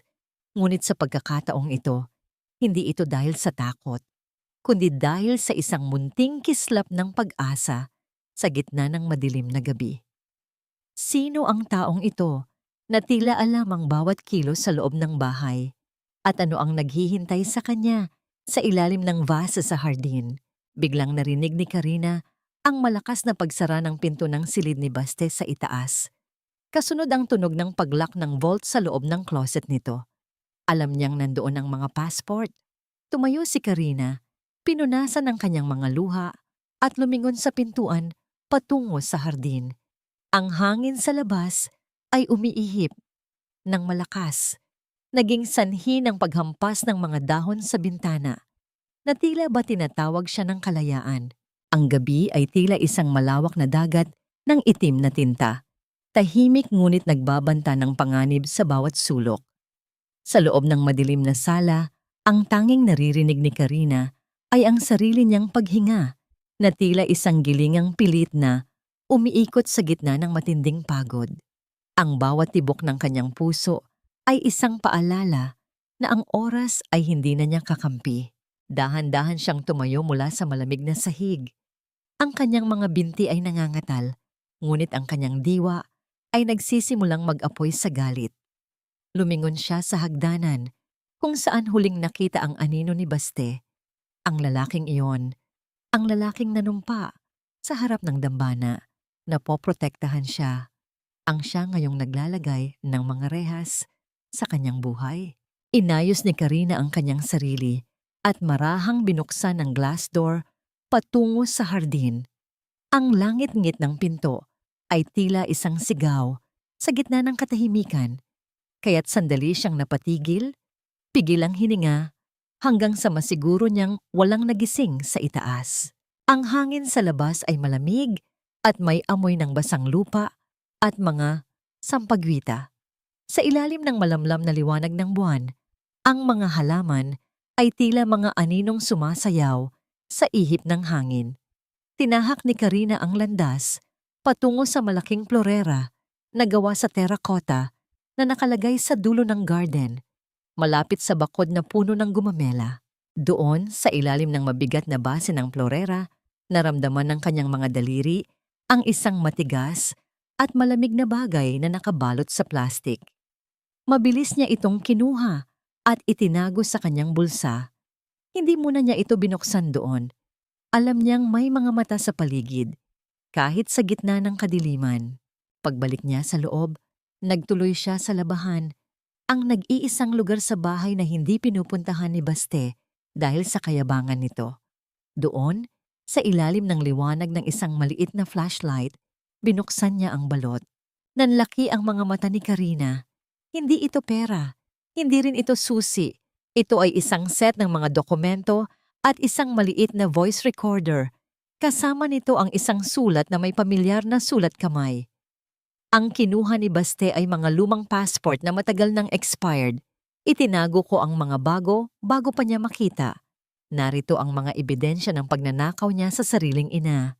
Gamitin mo ito, anak. Ang sulat ay galing kay Manang Rosa. Ang matandang buem na nanatiling tahimik sa sulok ay siya palang nagmamasid at nagpoprotekta sa kanya sa lahat ng pagkakataon. Isang mainit na luha ng pasasalamat ang pumatak sa pisngi ni Karina. Hindi siya nag-iisa. Ang utang na loob na palaging isinusumbat ni Doña Pilar sa kanya ay masigit pa palang ibinalik ni Manang Rosa nang walang hinihinging kapalit. Agad na binuksan ni Karina ang recorder. Ang boses ni Baste at Luciana ay malinaw na umaliwala sa loob ng maliit na espasyo. Sigurado ka ba, Baste? Kapag nakuha natin ang pirma ni Karina sa pagsanla ng bahay, kukunin ko na ang lahat ng pera sa account ni Mama at aalis na tayo. Ang boses ni Luciana, puno ng kasakima. Huwag kang mag-alala, babe. Si Mama ay matanda na, madali siyang utuin. At si Karina, hahayaan ko siyang mabulok sa utang at sa kasong isasampa ko. Pagkatapos niyan, malaya na tayo. Ang sagot ni Baste na may kasamang tawa na tila galing sa impyerno. Nanginginig ang kamay ni Karina habang pinapatay ang recorder. Hindi lang pala siya ang biktima. Maging ang sariling ina ni Baste ay pinaplano nitong pagnakawan at talikuran. Ang kasamaan ng asawa niya ay wala ng hangganan. Ngunit bago pa man makapagplano si Karina ng susunod na hakbang, ang katahimikan ng madaling araw ay binasag ng isang malakas na busina sa labas ng gate. Kasunod nito ay ang ingay ng mga sapatos na nagmamadaling pumasok sa loob ng bahay. Baste, gisingin mo ang mga bata. Ngayon na ang alis natin. Ang matinis na boses ni Doña Pilar ay umalingaw-ngaw sa buong mansyon. Mabilis na lumabas si Karina mula sa labahan at nakita niya ang kanyang biyenan na may kasamang dalawang lalaking nakasuot ng barong, mukhang mga bodyguard. Si Baste naman ay pababa na ng hagdan, bit-bit ang mga maleta ng mga bata. Anong ibig sabihin nito, Mama? Ang tanong ni Karina. Pilit na humaharang sa paanan ng hagdan. Hindi ba't sinabi ko na sa'yo, Karina? Ang mga batang ito ay mga Vergara. Dadalhin namin sila sa probinsya kung saan malayo sila sa isang inang walang silbi at traidor. Ang sigaw ni Doña Pilar habang itinutulak si Karina sa gilid. Hindi! Hindi niyo kukunin ang mga anak ko. Ang tili ni Karina, ngunit mabilis siyang hinawakan sa magkabilang braso ng dalawang bodyguard ni Doña Pilar. Ang higpit ng pagkakahawak sa kanya ay naging sanhi ng pagkakaroon ng mga pasa sa kanyang balat. Isang hapdi na tila ba ayaw siyang pakawalan. Lumabas si MJ at ang kanyang ate mula sa kwarto, umiiyak at naguguluhan. Mama, ayaw po naming sumama kay Lola. Mama! Ang sigaw ng mga bata habang pilit na kinakaladkad ni Baste pababa. Baste, parang awa mo na. Huwag ang mga bata. Pagmamakaawa ni Karina, ang kanyang boses ay paos na sa sobrang sakit. Tumigil si Baste sa harap niya. May isang mapanuyang ngiti sa mga labi. Kinuha niya ang recorder mula sa bulsa ni Karina na nahulog pala habang nagpupumiglas siya at tinitigan ito ng may pagtataka. Ano ito, Karina? May bago ka na namang laro? Ang tanong ni Baste habang dahan-dahang pinipindot ang play button. Ang bawat segundo ay tila naging isang oras habang hinihintay ni Karina kung anong tinig ang lalabas mula sa recorder sa harap ni Doña Pilar. Kung marinig ng kanyang biyenan ang katotohanan tungkol sa balak ng sarili nitong anak, magbabago ba ang lahat? O ito na ang huling sandali na makakasama ni Karina ang kanyang mga anak? Sa gitna ng tensyon, napansin ni Karina ang isang maliit na galaw mula kay Manang Rosa sa likuran ni Doña Pilar. Ang matanda ay may hawak na isang mabigat na plorera at ang kanyang mga mata ay nakatitig ng matalim sa likod ng ulo ni Baste. Narinig ang mahinang tunog ng pagpindot sa maliit na aparato. Isang mekanikal na huni na tila hudyat ng pagbukas ng pinto ng impyerno. Sa gitna ng sala, kung saan ang bawat pader ay saksi sa mga kasinungalingan ni Baste, umaling-awngaw ang boses na hindi kailanman inakala ni Doña Pilar na maririnig niya mula sa kanyang sariling dugo at laman. Huwag kang mag-alala, babe. Si Mama ay matanda na, madali siyang utuin. At si Karina, hahayaan ko siyang mabulok sa utang. Ang bawat salita mula sa recorder ay tila mga palasong may lason na tumatama sa dibdib ni Doña Pilar. Ang matanda, na kanina lang ay punong-puno ng puot laban kay Karina, ay biglang napatigil. Ang kanyang mukha, na dati ay matigas at mapangapi, ay dahan-dahang nagbago mula sa pagkagulantang patungo sa isang masakit na pagkaunawa. Ang kanyang panginginig ay hindi na dahil sa galit, kundi dahil sa isang malalim at nanunuot na pighati. Ang anak na pilit niyang itinayo. Ang anak na palagi niyang pinoprotektahan ay siya palang humuhukay ng sarili niyang libingan. Tumigil ang paghinga ng lahat sa loob ng mansyon. Maging ang mga bodyguard na hawak si Karina ay tila nawalan ng lakas at dahan-dahang niluwagan ang kanilang pagkakahawak. Ang tanging naririnig na lamang ay ang mahinang hikbi ni MJ at ang mabilis na pagtibok ng puso ni Karina na tila isang tambol sa gitna ng katahimikan. "Babaste? Anak?" Ang tinig ni Doña Pilar ay halos pabulong na lamang, punong-puno ng panginginig at kawalang paniniwala. Ang kanyang abaniko ay dahan-dahang nahulog sa sahig, isang tunog ng seda na tumama sa marmol na tila hudyat ng pagtatapos ng kanyang kapangyarihan. Namutla si Baste. Ang kanyang mga mata ay pabalik-balik mula sa recorder patungo sa kanyang ina. Ang kanyang pagiging mapagmataas ay biglang napalitan ng isang desperadong takot. Ma, hindi yan totoo. AI iyan. Paka na iyan ni Karina para sirain tayo." Pinagdugtong-dugtong niya ang mga boses ko. Ang sigaw ni Baste. Ang kanyang boses ay pumipiyok sa sobrang kaba. Ngunit huli na ang lahat. Ang bawat tono ng kanyang boses sa recorder, ang bawat halakhak na puno ng kasamaan, ay hindi kayang itanggi ng kahit anong teknolohiya. Nakita ni Karina ang pagkakataon. Sa gitna ng pagkalito ni Baste, mabilis siyang lumapit at hinila ang kanyang dalawang anak patungo sa kanyang likuran. "Mama Rosa, ngayon na." Ang sigaw ni Karina. Sa likuran ni Baste, hindi na itinuloy ni Manang Rosa ang balak na paghampas ng plorera. Sa halip, ang matanda ay mabilis na lumapit kay Doña Pilar at inalalayan ito. "Nakita mo na ba, Pilar? Ang babaeng inaapi mo ang siyang nagligtas sa iyo sa kapahamakan. At ang anak na sinasamba mo, ang siyang maglulubog sa iyo sa hirap." Ang matapang na pahayag ni Manang Rosa, ang kanyang tinig ay puno ng awtoridad na ngayon lamang narinig ng lahat. Tumingin si Doña Pilar kay Karina.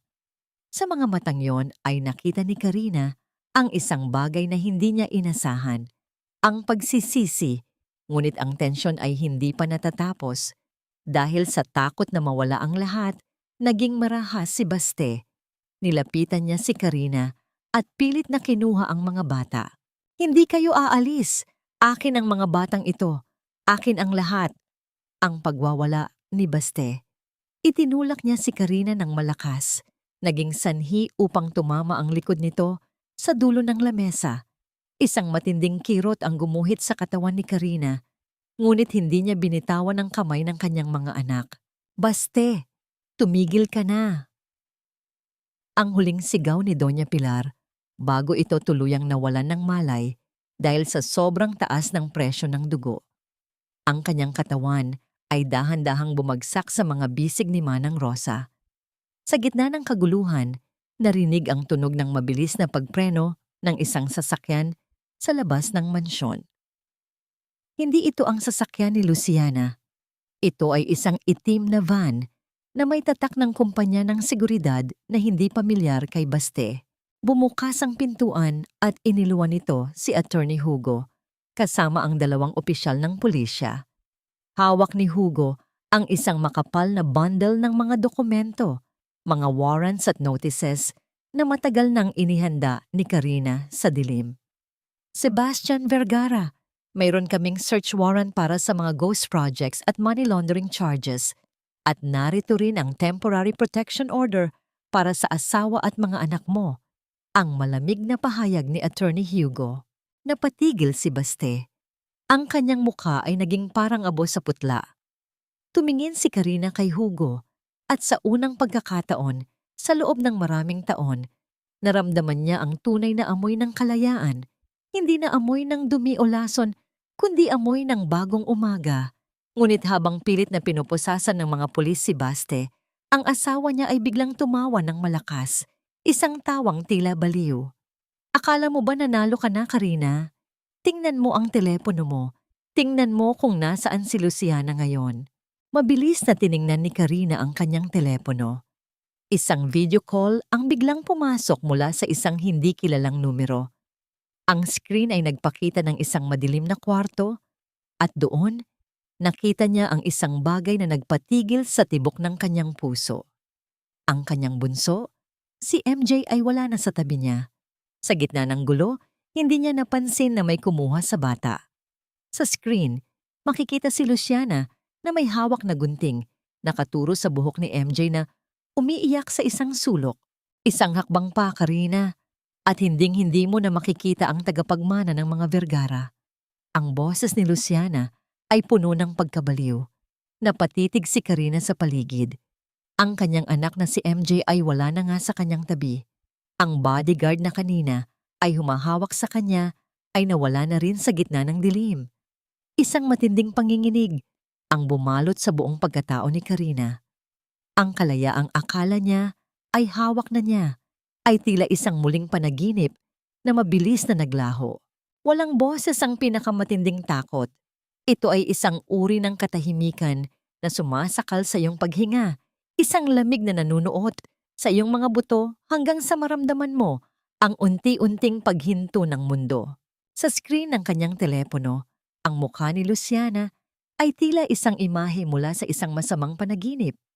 Ang buhok nito ay sabog-sabog. Ang mga mata ay nanlilisik sa desperasyon at ang kanyang mga kamay ay nanginginig habang hawak ang isang matalim na gunting malapit sa umiiyak na si MJ. Ang bawat hikbi ng bata ay tila isang karayom na itinutusok sa gitna ng puso ni Karina. Paulit-ulit, walang tigil, hanggang sa ang kanyang buong pagkatao ay mapuno ng sugat. Naramdaman ni Karina ang biglang pagbitaw ng kanyang lakas. Ang maliit na alkansiyang baboy na ibinigay sa kanya ni MJ kanina, ang alkansiyang simbolo ng inosenteng pagmamahal ng kanyang anak, ay dahan-dahang nadulas mula sa kanyang mga kamay. Ang tunog ng pagtama ng seramika sa matigas na sahig ay bumasag sa katahimikan ng sala. Kasunod ang pagkalat ng mga barya na tila mga luha ng tanso sa paanan ni Karina.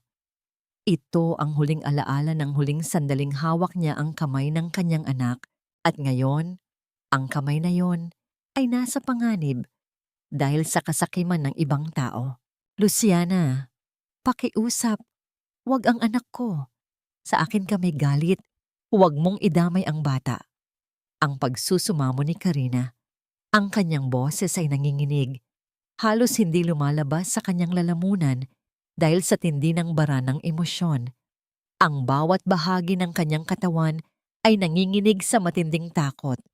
Isang uri ng panghihina na tila ba ang kanyang mga dugo ay naging tubig. Sa tabi niya, si Baste ay pilit na iginigiyan ng mga pulis palabas, ngunit ang tawa nito ay nananatiling umaalingaw-ngaw sa buong mansyon. Sinabi ko sa iyo, Karina, walang nananalo sa atin. Kung babagsak ako, hihilahin ko kayong lahat. Ang huling bulyaw ni Babaste bago ang pintuan ng sasakyan ng pulis ay sumara ng may malakas na tunog, tuluyang naglayo sa kanya sa kaganapan. Makinig ka, Karina. Ang boses ni Luciana mula sa kabilang linya ay puno ng pagkabaliw. Gusto ko ng 10 milyong piso. Ipadala mo sa account ko ngayon din. At sabihin mo sa mga pulis na iurong ang lahat ng kaso laban kay Baste. Kung hindi, hindi mo na makikita ang batang ito. Pagod na ako sa pagiging talunan at kung kailangang dumanak ang dugo para makuha ko ang gusto ko, gagawin ko. Mabilis na kumilos si Attorney Hugo. Sinenyasan niya ang mga kasamang opisyal na simulan ang pag-trace sa signal ng telepono. Habang nangyayari ito, si Doña Pilar ay dahan-dahang nagkamalay sa sofa. Inaalala yan ni Manang Rosa. Ang matanda ay tila biglang tumanda ng 10 taon. Ang kanyang mga mata ay puno ng matinding pagsisisi habang nakatingin sa nagkakagulong paligid. Karina, patawarin mo ako. Ang mahinang bulong ni Doña Pilar. Hindi ko alam, nahahantong sa ganito ang lahat. Ang aking apo, ang aking MJ. Hindi narinig ni Karina ang sinabi ng biyhenan. Ang kanyang buong atensyon ay nasa screen. Luciana, Gagawin ko ang gusto mo. Ibibigay ko ang pera. Mag-usap tayo ng maayos. Ilayo mo ang gunting na yan sa anak ko. Ang paniniguro ni Karina. Bagaman sa loob niya ay nararamdaman niya ang unti-unting pagguho ng kanyang katinuan. Sa gitna ng tensyon, lumapit si Manang Rosa kay Karina at hinawakan ang kanyang kamay. Sa kabila ng init ng gabi, ang kamay ni Karina ay kasing lamig ng yelo. Sa isang maliit na galaw, iniabot ni Manang Rosa ang isang bagay kay Karina, isang maliit na GPS tracker na nakatago sa loob ng isang medyas ni MJ. Nailagay ko iyan sa bulsa niya bago sila umalis, anak. Alam kong may masamang mangyayari. Ang bulong ni Manang Rosa, isang matinding bugso ng pag-asa ang naramdaman ni Karina. Ang golden moment na ito, ang pagiging mapagmatyag ng matandang VUM, ang nagbigay sa kanya ng lakas na tumayo ng tuwid. Ipinakita niya ang tracker kay Attorney Hugo at mabilis na nag-usap ang mga awtoridad sa pamamagitan ng kanilang mga radyo. Ang lokasyon ay isang lumang bodega ng kumpanya ng konstruksyon sa dulo ng Antipolo. Isang lugar na matagal nang inabandona at napapalibutan ng makapal na talahiban. Mabilis na sumakay si Karina sa sasakyan ni Hugo. Ang bawat segundo ng paglalakbay ay tila isang taon ng paghihirap. Ang tunog ng mabilis na pag-ikot ng mga gulong sa aspalto ay tila sumasabay sa mabilis na pintig ng kanyang puso. Nang makarating sila sa lugar, ang dilim ay tila isang pader na humaharang sa kanila. Ang tanging liwanag ay nagmumula sa buwan na bahagyang natatakpan ng mga ulap. Maingat na lumapit ang mga pulis sa bodega, habang si Karina ay naiwan sa gilid. Pigil ang hininga. Dinarasal ang bawat santo na sana ay ligtas ang kanyang anak. Biglang narinig ang isang matinis na tili mula sa loob ng bodega, ang tinig ni MJ. Kasunod nito ay ang tunog ng isang malakas na kalabog ng mga bakal na bumagsak sa semento. "Huwag kayong lalapit! Papatayin ko siya!" Ang sigaw ni Luciana. Nang tumakbo si Karina patungo sa pintuan, nakita niya si Luciana na nakatayo sa gilid ng isang mataas na scaffold. Hawak pa rin si MJ. Ngunit sa pagkakataong ito, hindi lang gunting ang hawak niya. Mayroon din siyang dalang isang galon ng gasolina na dahan-dahang ibinubuhos sa paligid nila. Sa gitna ng kaguluhan, napansin ni Karina na may isang pangatlong tao sa loob ng bodega. Isang lalaking nakasuot ng itim na sombrero na kanina pa nakatago sa dilim. Sino ang lalaking ito? Hindi siya pulis at hindi rin siya tauhan ni Baste. "Luciana, itigil mo na ito!" Ang sigaw ni Karina habang sinusubukang lumapit. Ngunit bago pa man makasagot si Luciana, ang lalaking nakatago sa dilim ay biglang lumabas at itinires ang isang posporo. Ang maliit na ningas ng apoy ay tila isang sumasayaw na demonyo sa gitna ng kadiliman. "Tapusin na natin ito, Luciana. Sabi mo, kasama tayo sa lahat ng bagay." Ang boses ng lalaki ay pamilyar. Ito ang boses ng sekretong karelasyon ni Luciana na naging ama ng bata sa kanyang sinapupunan. Itinapon ng lalaki ang posporo sa sahig na basang-basa ng gasolina. Sa isang iglap, ang bodega ay nabalot ng naglalagablab na apoy na naging dahilan upang mapunit ang dilim ng gabi. "MJ," ang huling tili ni Karina, bago ang makapal na usok at ang init ng apoy ay tuluyang lumamon sa kanyang paningin. "Hayaan mo silang mamatay, Luciana. Tapos na ang pakinabang natin sa kanila." Ang tinig ng lalaking nakatago sa dilim ay kasing lamig ng bakal, walang bakas ng pag-aalinlangan, habang ang mga dila ng apoy ay dahan-dahang gumagapang sa tuyong sahig ng bodega. Ang bawat salita nito ay tila isang hatol ng kamatayan na bumasag sa huling pag-asa ni Karina. Sa harap ng naglalagablab na init, nakita ni Karina ang mukha ni Luciana.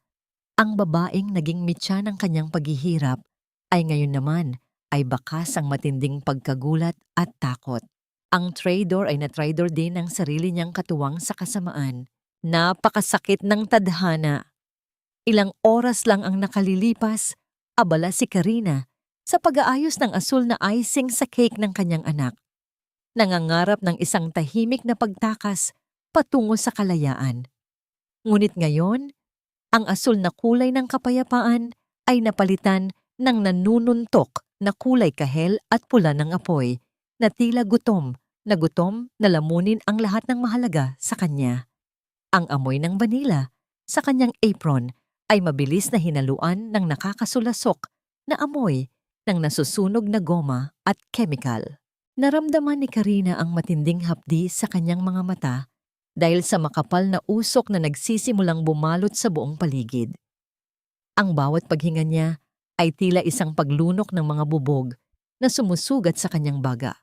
Ang kanyang mga tuhod ay nanginginig, hindi dahil sa panghihina, kundi dahil sa matinding pagnanais na tumakbo patungo sa gitna ng panganib. Ang kanyang paningin ay nagsisimulang lumabo. Ngunit ang boses ni MJ na tumatawag sa kanya ay nagsilbing angkla na humihila sa kanya pabalik sa realidad. Mama! Mama! Natatakot po ako! Ang boses ni MJ ay paos na. Halos malunod na ng tunog ng naglalagablab na kahoy at ang pagbagsak ng mga bubong na yari sa yero. Hindi na nag-isip si Karina. Sa gitna ng babala ng mga pulis at ang pagpigil ni Attorney Hugo, mabilis siyang sumugod patungo sa nagbabagang pinto.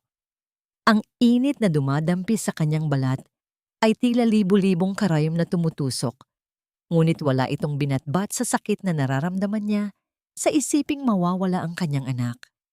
Sa loob, nakita niya si Luciana na nakahandusay sa sahig, natumba dahil sa isang mabigat na kahoy na bumagsak sa binti nito, habang si MJ ay nakakulong sa isang sulok na napapalibutan ng apoy. Dahan-dahang gumapang si Karina sa sahig upang makaiwas sa makapal na usok. Ang bawat haplos ng kanyang palad sa mainit na semento ay nagiiwan ng paso, ngunit hindi niya ito ininda. Nang maabot niya si MJ, agad niya itong niyakap ng mahigpit, ibinabalot ang kanyang sariling katawan bilang proteksyon sa init. Nandito na si Mama, anak. Huwag kang bibitaw. Ang bulong ni Karina. Ang kanyang tinig ay puno ng determinasyon sa kabila ng panghihina. Sa gitna ng kaguluhan, nakita ni Karina ang lalaking nagsimula ng apoy na dahan-dahang lumalabas sa kabilang pinto. Bit-bit ang bag na naglalaman ng pera at alahas na ninakaw ni Luciana mula sa mga bergara. Ngunit bago pa man ito makalayo, ang malakas na tunog ng pagbagsak ng isang malaking tangke ng tubig mula sa itaas ay humarang sa daanan nito, naging sanhi upang maipit ang lalaki sa gitna ng apoy. Ang karma ay mabilis na dumating, mas mabilis kaysa sa inaasahan ng sinuman. Nagtagumpay ang mga bumbero na makagawa ng isang maliit na lagusan. Sa tulong ni Attorney Hugo na hindi rin nag-atubiling pumasok, nailabas si Karina at si MJ mula sa impyernong iyon. Nang maramdaman ni Karina ang malamig na hangin ng gabi sa kanyang mukha, tuluyan nang bumigay ang kanyang katawan. Niyakap niya si MJ ng buong lakas habang sila ay nakahiga sa damuhan. Kapwa puno ng uling at sugat, ngunit buhay. Dinala sila sa pinakamalapit na ospital. Doon, sa ilalim ng malamig na puting liwanag ng emergency room, dahan-dahang minulat ni Karina ang kanyang mga mata. Sa tabi niya, nakita niya si Manang Rosa na tahimik na nagdarasal, hawak ang rosaryo na tila ba ito na lang ang tanging bagay na nagpapanatili sa katinuan ng lahat. Ligtas na ang bata, Karina. Salamat sa Diyos. Ang hikbi ni Manang Rosa habang hinahalikan ang kamay ng kanyang alaga. Ngunit ang katahimikan ay panandalian lamang. Pumasok si Attorney Hugo sa silid. Ang kanyang mukha ay seryoso at may dalang bagong balita. Ang imbestigasyon sa sunog ay nagbukas ng isa pang lihim na mas malalim pa sa pagtataksil ni Baste. Karina, may kailangan kang malaman tungkol sa lalaking nagsimula ng sunog, simula ni Hugo. Hindi lang siya basta karelasyon ni Luciana. Ayon sa mga papeles na nakuha namin sa bag na naiwan niya, siya ang nagpapatakbo ng mga pekeng kumpanya na nakapangalan sa'yo. At ang pinaka-nakakagulat, may mga dokumento doon na nagpapatunay na ang pagpapakasal sa ni Baste ay bahagi ng isang mas malaking plano mula pa noong una. Napatitig si Karina sa kisame. Ang kanyang puso ay muling binalot ng isang nakakangalay na kaba. Ang akala niyang pag-ibig na nagtapos sa pagtataksil ay isa palang mahabang dula-dulaan na pinagplanuhan bago pa man siya maging isang Vergara. Anong ibig mong sabihin, Hugo? Ang tanong ni Karina. Ang kanyang tinig ay halos pabulong na lamang. Bago pa makasagot si Hugo, isang nurse ang pumasok sa silid. May dalang isang maliit na sulat na iniwan daw ng isang hindi kilalang lalaki sa reception desk. Binuksan ni Karina ang sulat at doon, nakita niya ang isang lumang litrato ng kanyang mga magulang na matagal nang nawala sa kanyang alaala. Sa likod ng litrato ay may nakasulat na isang pangungusap sa wikang Tagalog na tila isang sumpa mula sa nakaraan. Ang bawat utang na loob ay may katapat na dugo at ang pamilya Vergara ay hindi pa tapos maningil. Sino ang taong nagpadala ng litratong ito? At anong kinalaman ng pamilya ni Karina sa lihim na yaman ng mga Vergara? Ang kalayaang akala niya ay malapit na niyang makamit ay tila isang bagong pinto lamang patungo sa mas madilim na katotohanan. Ang bawat alaala ay may presyo at sa gabing ito, ang halaga ng aking nakaraan ay binabayaran ng aking mga luha. Nakatitig si Karina sa lumang litrato na hawak ng kanyang nanginginig na kamay. Ang mga gilid nito ay kupas na, tila ba dumaan sa baha at apoy bago nakarating sa kanya. Doon, nakita niya ang kanyang ina na nakangiti, suot ang isang puting bestida at ang kanyang ama na nakatayo ng tuwid at may pagmamalaki sa mga mata. Ito ang tanging alaala na mayroon siya tungkol sa kanila. Isang piraso ng papel na naging simbolo ng kanyang pangungulila sa loob ng mahabang panahon. Ngunit ang mensahe sa likod nito ay tila isang malupit na biro na nagpabaliktad sa lahat ng kanyang pinaniniwalaan. Ang silid sa ospital ay nababalot ng amoy ng antiseptic at ang mahinang tunog ng aircon na tila isang bulong sa gitna ng katahimikan. Ang puting tela ng kanyang benda sa mga kamay ay tila isang paalala ng apoy na muntik nang kumuha sa buhay nila ni MJ. Ngunit ang hapdi ng kanyang mga paso ay walang-wala kumpara sa lamig na nararamdaman niya habang binabasa ang mga katagang. Ang bawat utang na loob ay may katapat na dugo. Karina, kailangan mong tingnan ito. Ang boses ni Attorney Hugo ay puno ng pag-aalala habang inilalapag niya ang isang makapal na asul na folder sa ibabaw ng kumot. Dahan-dahang binuksan ni Karina ang folder. Ang bawat pahina ay tila isang pintuan patungo sa isang madilim na sikreto. Nakita niya ang mga orihinal na dokumento ng kumpanya ng konstruksyon, mga dokumentong may petsang bago pa man siya ipanganak.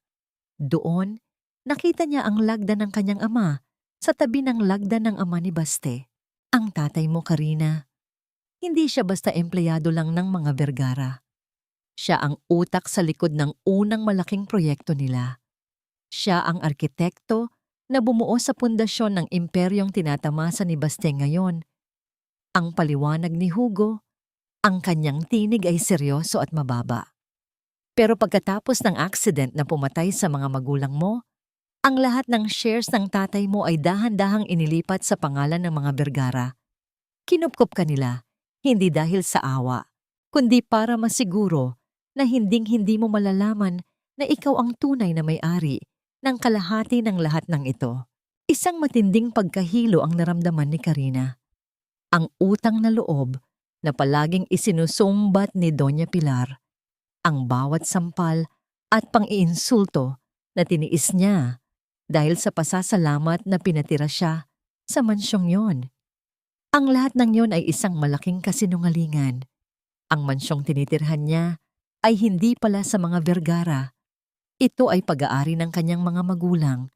Siya ay nanirahan bilang isang alipin sa sarili niyang kaharian.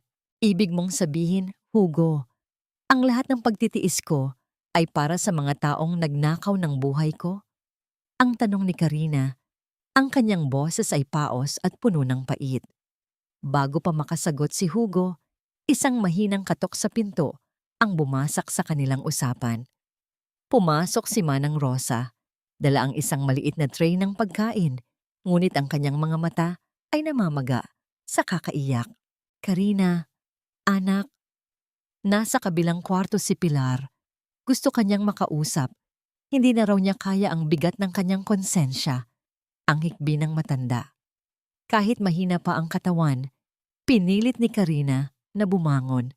Sa tulong ni Hugo, naglakad siya patungo sa kabilang silid. Doon, nakita niya si Doña Pilar na nakahiga. Nakakabit sa mga makina na nagbibigay ng regular na tunog ng pagtibok ng puso. Ang matapang na reyna ng mga Vergara ay tila isang tuyot na dahon na malapit ng malaglag. Nang makita ni Pilar si Karina, dahan-dahan itong nagmulat ng mata. Karina, ang iyong ama, siya ay isang mabuting tao, pero ang aming kasakiman ang nanaig. Akala namin ay mababayaran namin ang aming kasalanan sa pamamagitan ng pag-aalaga sa iyo. Pero ang anak ko, si Baste, namanan niya ang kadiliman sa aking puso. Bakit, Mama? Bakit hinayaan niyong maniwala ako na wala akong kwenta? Ang tanong ni Karina, habang ang mga luha ay dahan-dahang pumapatak sa kanyang pisngi. Dahil natatakot kami. Natatakot kami na sa oras na malaman mo ang totoo, kukunin mo ang lahat sa amin. At ngayon, nakuha mo na nga. Ang huling bulong ni Pilar bago ito dinalaw ng matinding pag-ubo. Sa gitna ng emosyonal na paghaharap na ito, pumasok ang isang nurse na may dalang balita mula sa presinto. Attorney Hugo, tumatawag po ang mga pulis, si Sebastian Vergara. Tumakas po siya habang inililipat sa kabilang pasilidad. May kasabwat po siya sa loob. Napatigil ang lahat. Ang takot na akala ni Karina ay natapos na sa sunog ay muling bumalik. Mas matindi at mas mapanganib.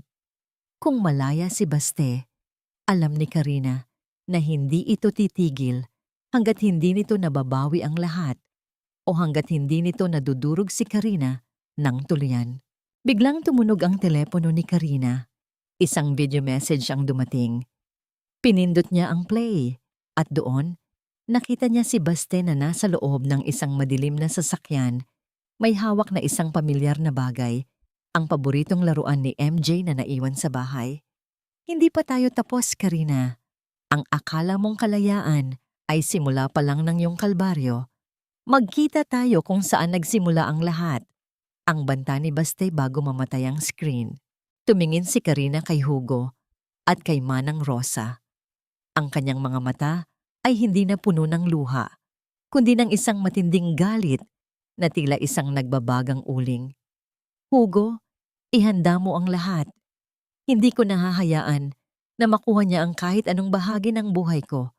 Kung kailangang tapusin ko ito sa sarili kong mga kamay, gagawin ko, ang deklara ni Karina. Ngunit sa likod ng kanyang tapang, isang katanungan ang nananatili sa kanyang isipan.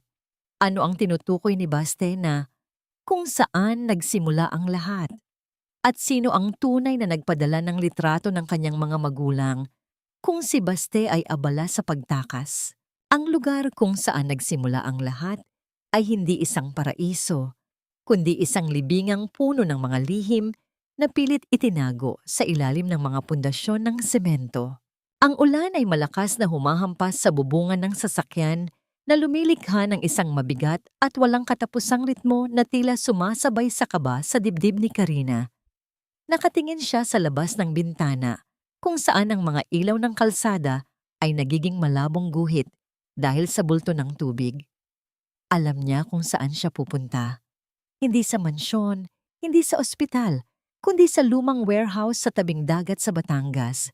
Ang kauna-unahang warehouse na itinayo ng kanyang ama, ang lugar kung saan naganap ang aksidenteng kumuha sa buhay ng kanyang mga magulang 20 taon na ang nakalilipas. Napakasakit isipin na ang pundasyon ng kayamanan ng mga Vergara ay itinayo sa ibabaw ng mga bangkay ng kanyang pamilya. Habang si Karina ay lumalaking puno ng pasasalamat at utang na loob. Ang mga taong tinuring niyang pamilya ay palihim na nagdiriwang sa bawat sentimong ninakaw nila mula sa kanyang mana.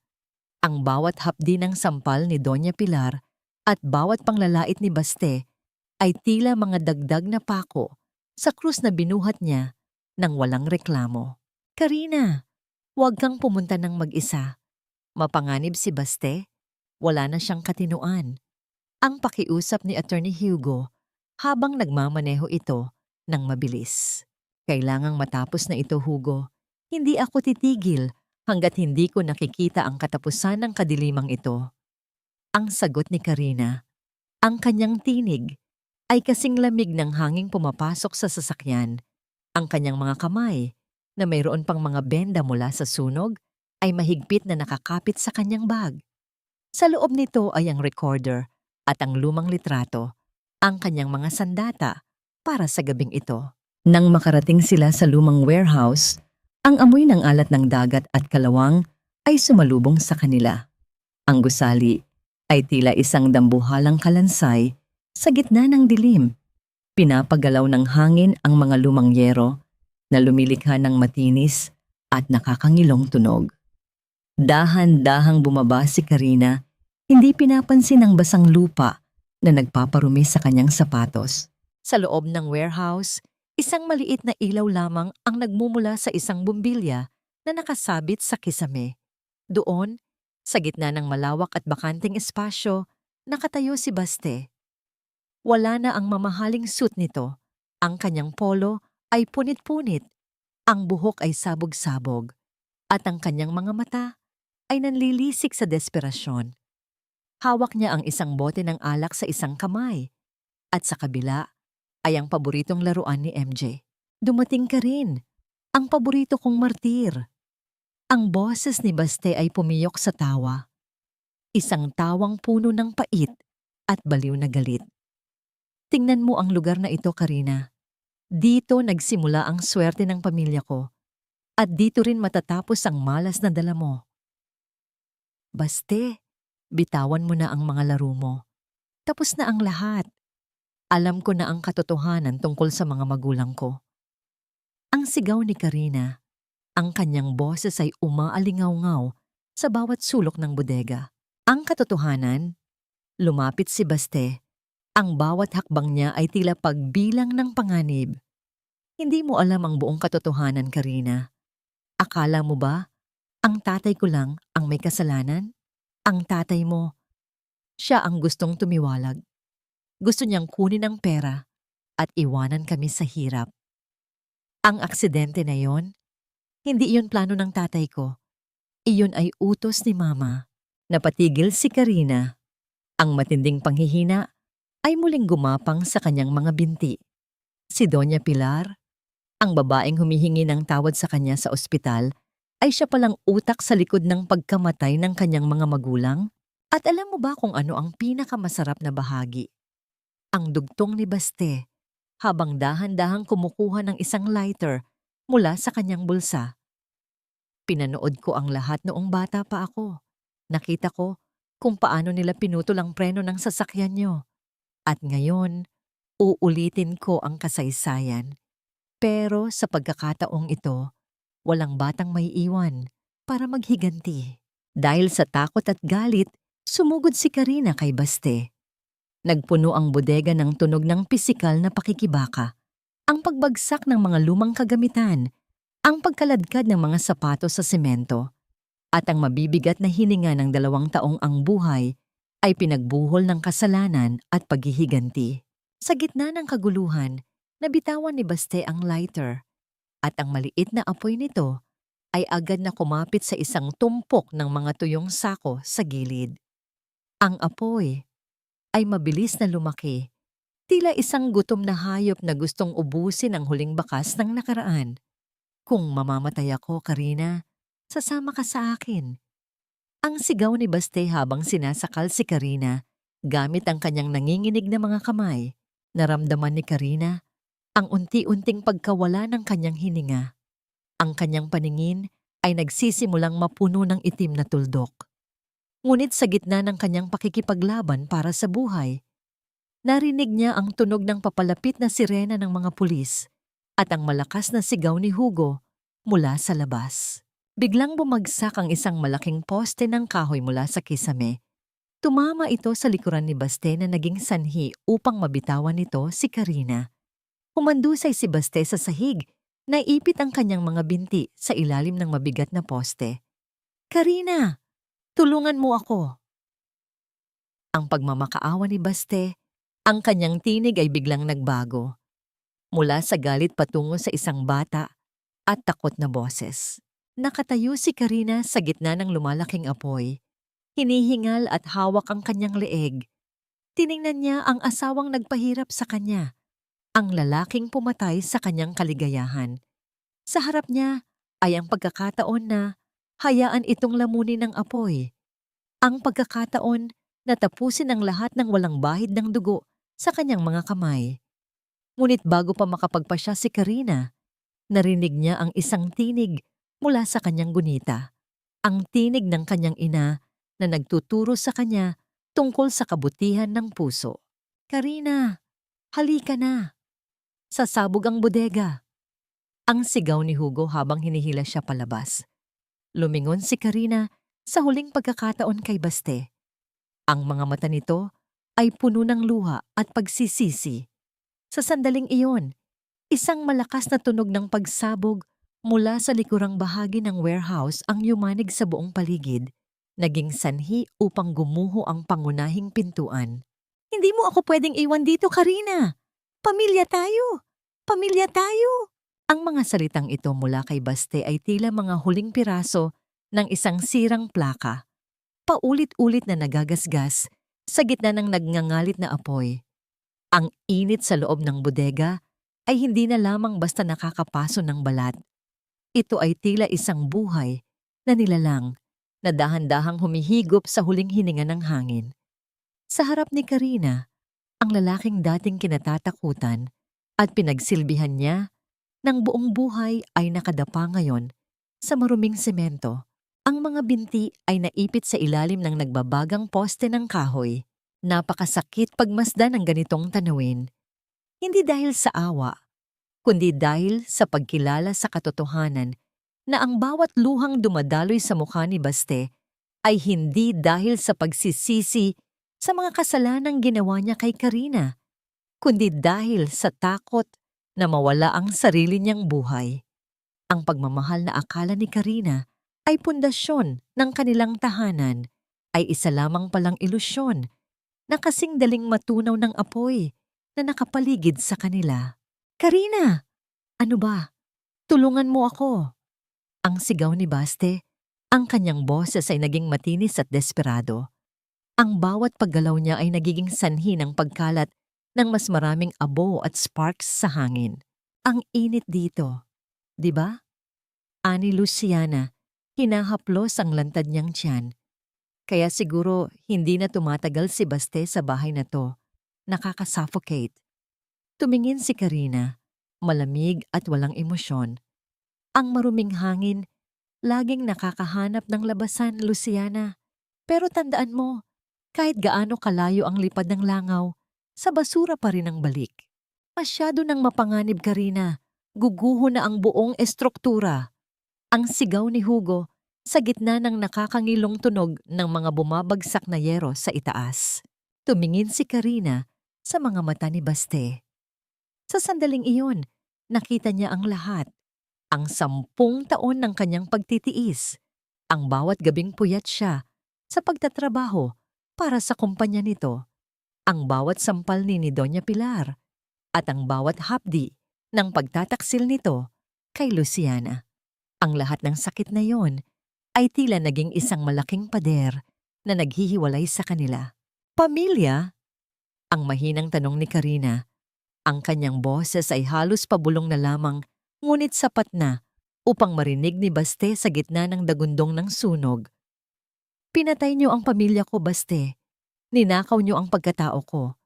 Ang pamilyang sinasabi mo ay isang kulungan na matagal ko nang sinira."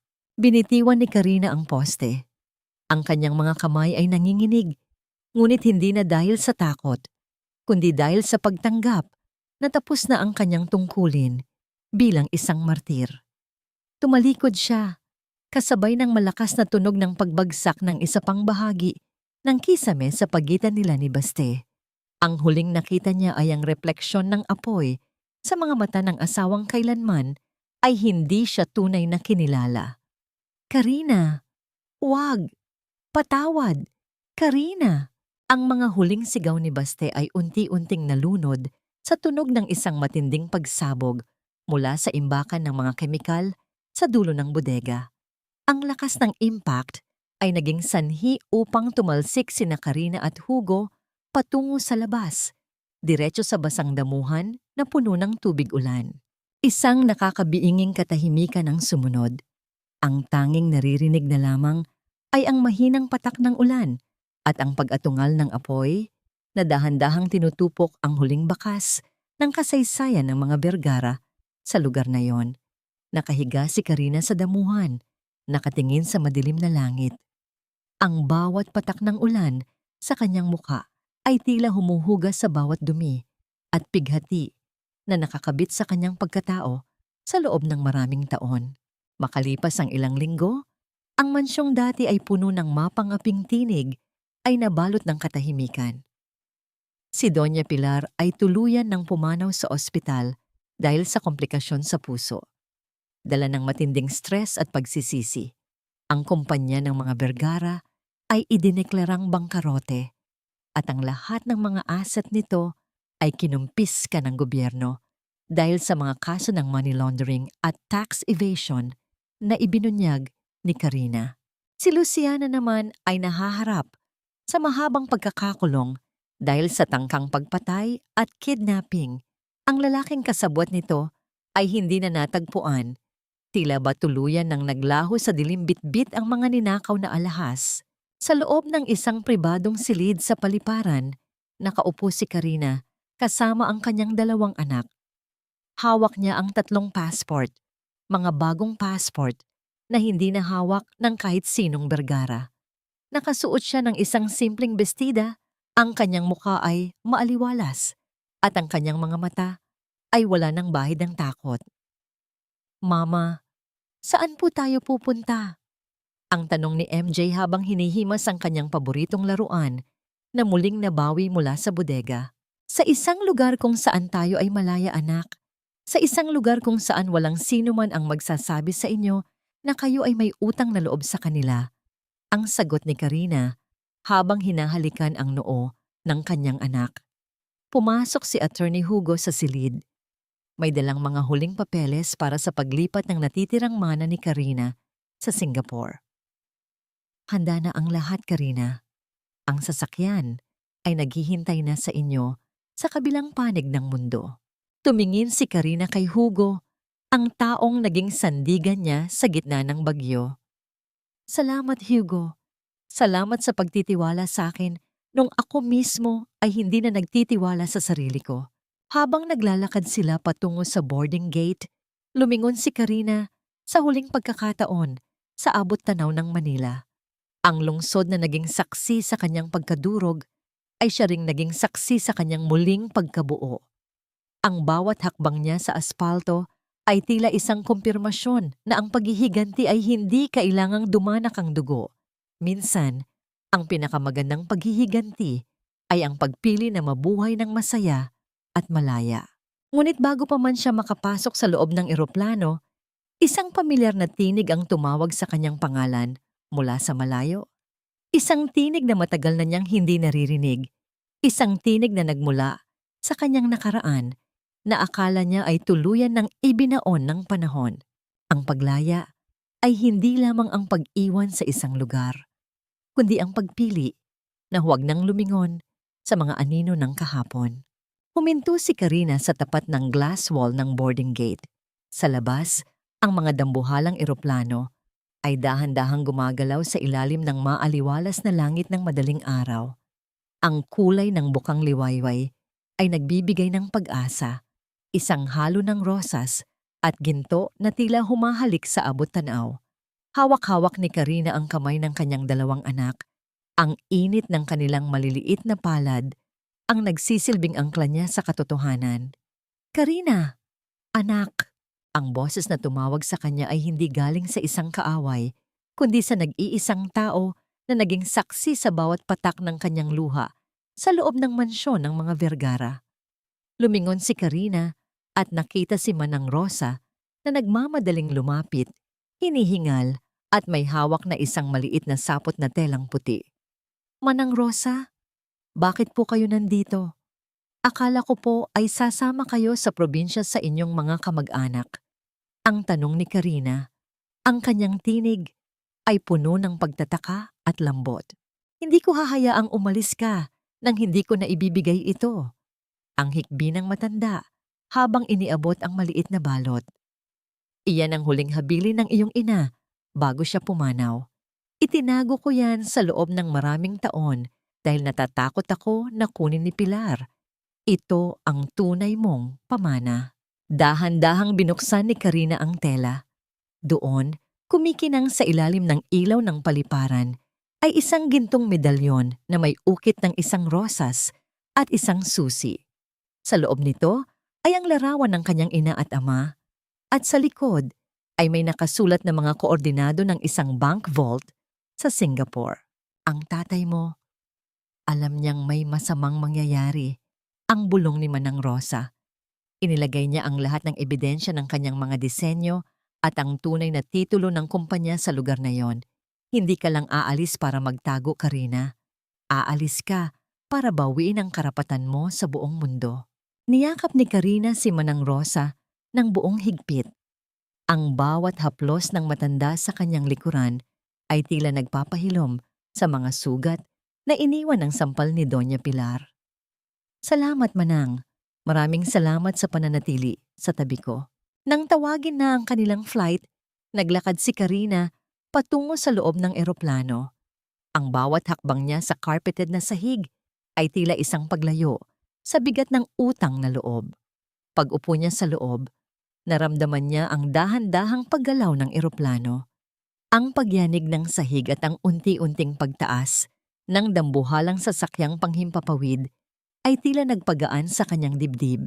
Habang tumitingin siya sa ibaba, ang lungsod ng Manila ay dahan-dahang lumiit hanggang sa maging tila mga butil na lamang ng buhangin.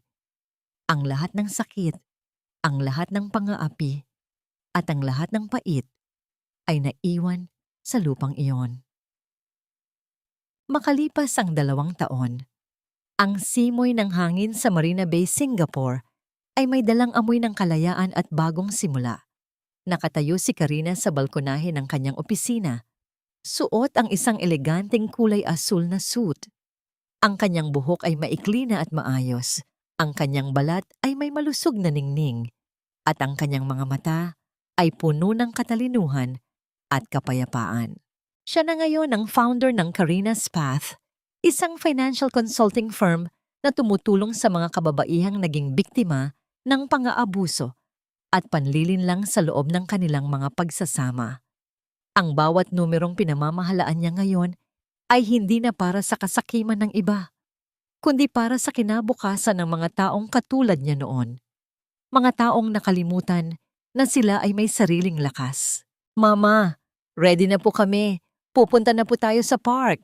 Ang masayang sigaw ni MJ. Ang bata ay lumaki ng matangkad at masayahin. Wala na ang bakas ng takot sa kanyang mga mata. Bago lumabas ng opisina, may isang lalaking pumasok, si Attorney Hugo.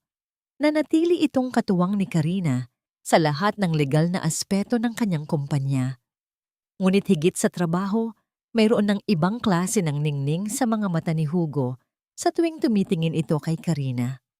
Isang pagtingin na puno ng respeto at dahan-dahang umuusbong na pagmamahal. May bisita ka sa baba, Karina. Hindi ko alam kung gusto mo siyang makita. Ang seryosong pahayag ni Hugo. Bumaba si Karina sa lobby ng gusali. Doon, nakaupo sa isang sulok, ay isang lalaking tila kinuha mula sa isang madilim na bahagi ng nakaraan. Si Baste. Ngunit hindi na ito ang Sebastian Vergara na nakilala ni Karina. Ang kanyang dating asawa ay nakaupo sa isang wheelchair Ang kalahati ng kanyang mukha ay may malalalim na peklat mula sa sunog at ang kanyang mga mata ay wala ng buhay. Pagkatapos ng pagsabog, himalang nakaligtas si Baste, ngunit nawala ang kakayahan nitong makalakad at ang lahat ng kanyang yaman. Nang makita ni Baste si Karina, dahan-dahan itong nanginginig. "Kakarina, papatawad." Ang paos at nahihirapang bigkas ni Baste. Tiningnan ni Karina si Baste. Walang galit, walang puot at wala ring awa. Ang nararamdaman niya ay isang malalim na katahimikan. "Baste, pinatawad na kita. 2 taon na ang nakalilipas. Hindi dahil sa nararapat ka sa kapatawaran, kundi dahil nararapat ang puso ko sa kapayapaan." Ang mahinahong sagot ni Karina. "Ang buhay na mayroon ka ngayon ay bunga ng mga pinili mong hakbang. Huwag kang humingi sa akin ng gamot para sa sugat na ikaw mismo ang gumawa." Tumalikod si Karina. Hindi na hinintay ang sagot ng lalaki. Naglakad siya patungo sa kanyang mga anak na naghihintay sa labas kung saan ang araw ay maliwanag na sumisikat. Ang bawat yabag ng kanyang sapatos ay tila isang himig ng tagumpay. Sa huling sandali, hinawakan ni Karina ang medalyon sa kanyang leeg. Alam niyang ang kanyang mga magulang ay nakangiti mula sa itaas. Ang katarungan ay hindi lamang nakuha sa pamamagitan ng batas, kundi sa pamamagitan ng pagpili na maging mas mabuting tao sa kabila ng lahat ng kasamaan. Ang kwento ng kanyang pagiging martir ay tapos na. Ngayon, ang kwento ng kanyang pagiging reyna na ay nagsisimula pa lamang. Ang dapit hapon sa dalampasigan ng East Coast Park ay tila isang dambuhalang painting na dahan-dahang binabago ng kamay ng panahon. Ang kulay ng langit ay isang timpla ng lila at ginto, habang ang tunog ng mga alon na humahalik sa pampang ay nagsisilbing oyayi sa isang pusong matagal na hindi nakaramdam ng tunay na pahinga. Nakaupo si Karina sa isang puting bench, ang kanyang mga paa ay bahagyang nakabaon sa mainit na buhangin at ang kanyang mga mata ay nakapikit habang ninanamnam ang malamig na simoy ng hangin na humahaplos sa kanyang mukha. Sa loob ng maraming taon, ang bawat hininga ni Karina ay may kasamang bigat ng tungkulin at pasakit. Ngunit ngayon, sa bawat paglanghap niya ng hangin, tila ba ang bawat selula ng kanyang katawan ay nakakahinga na rin ng maluwag. Ang kanyang mga kamay, na dati ay puno ng mga pasa at benda, ay ngayon ay makinis na at hawak ang isang baso ng mainit na tsa. Isang simpleng luho na dati ay hindi niya magawa dahil sa pagmamadaling pagsilbihan ang iba. Napatingin siya sa kanyang mga anak na sina MJ at ang kanyang ate na abala sa pagbuo ng isang kastilyong buhangin. Ang kanilang mga tawa ay tila mga kristal na awit na nagpapahilom sa bawat lamat ng kanyang nakaraan. Dito sa Singapore, ang kanyang mga anak ay hindi na anak ng isang kabit o anak ng isang martir. Sila ay mga batang may sariling pangarap, lumalaki sa isang mundong puno ng respeto at pagmamahal.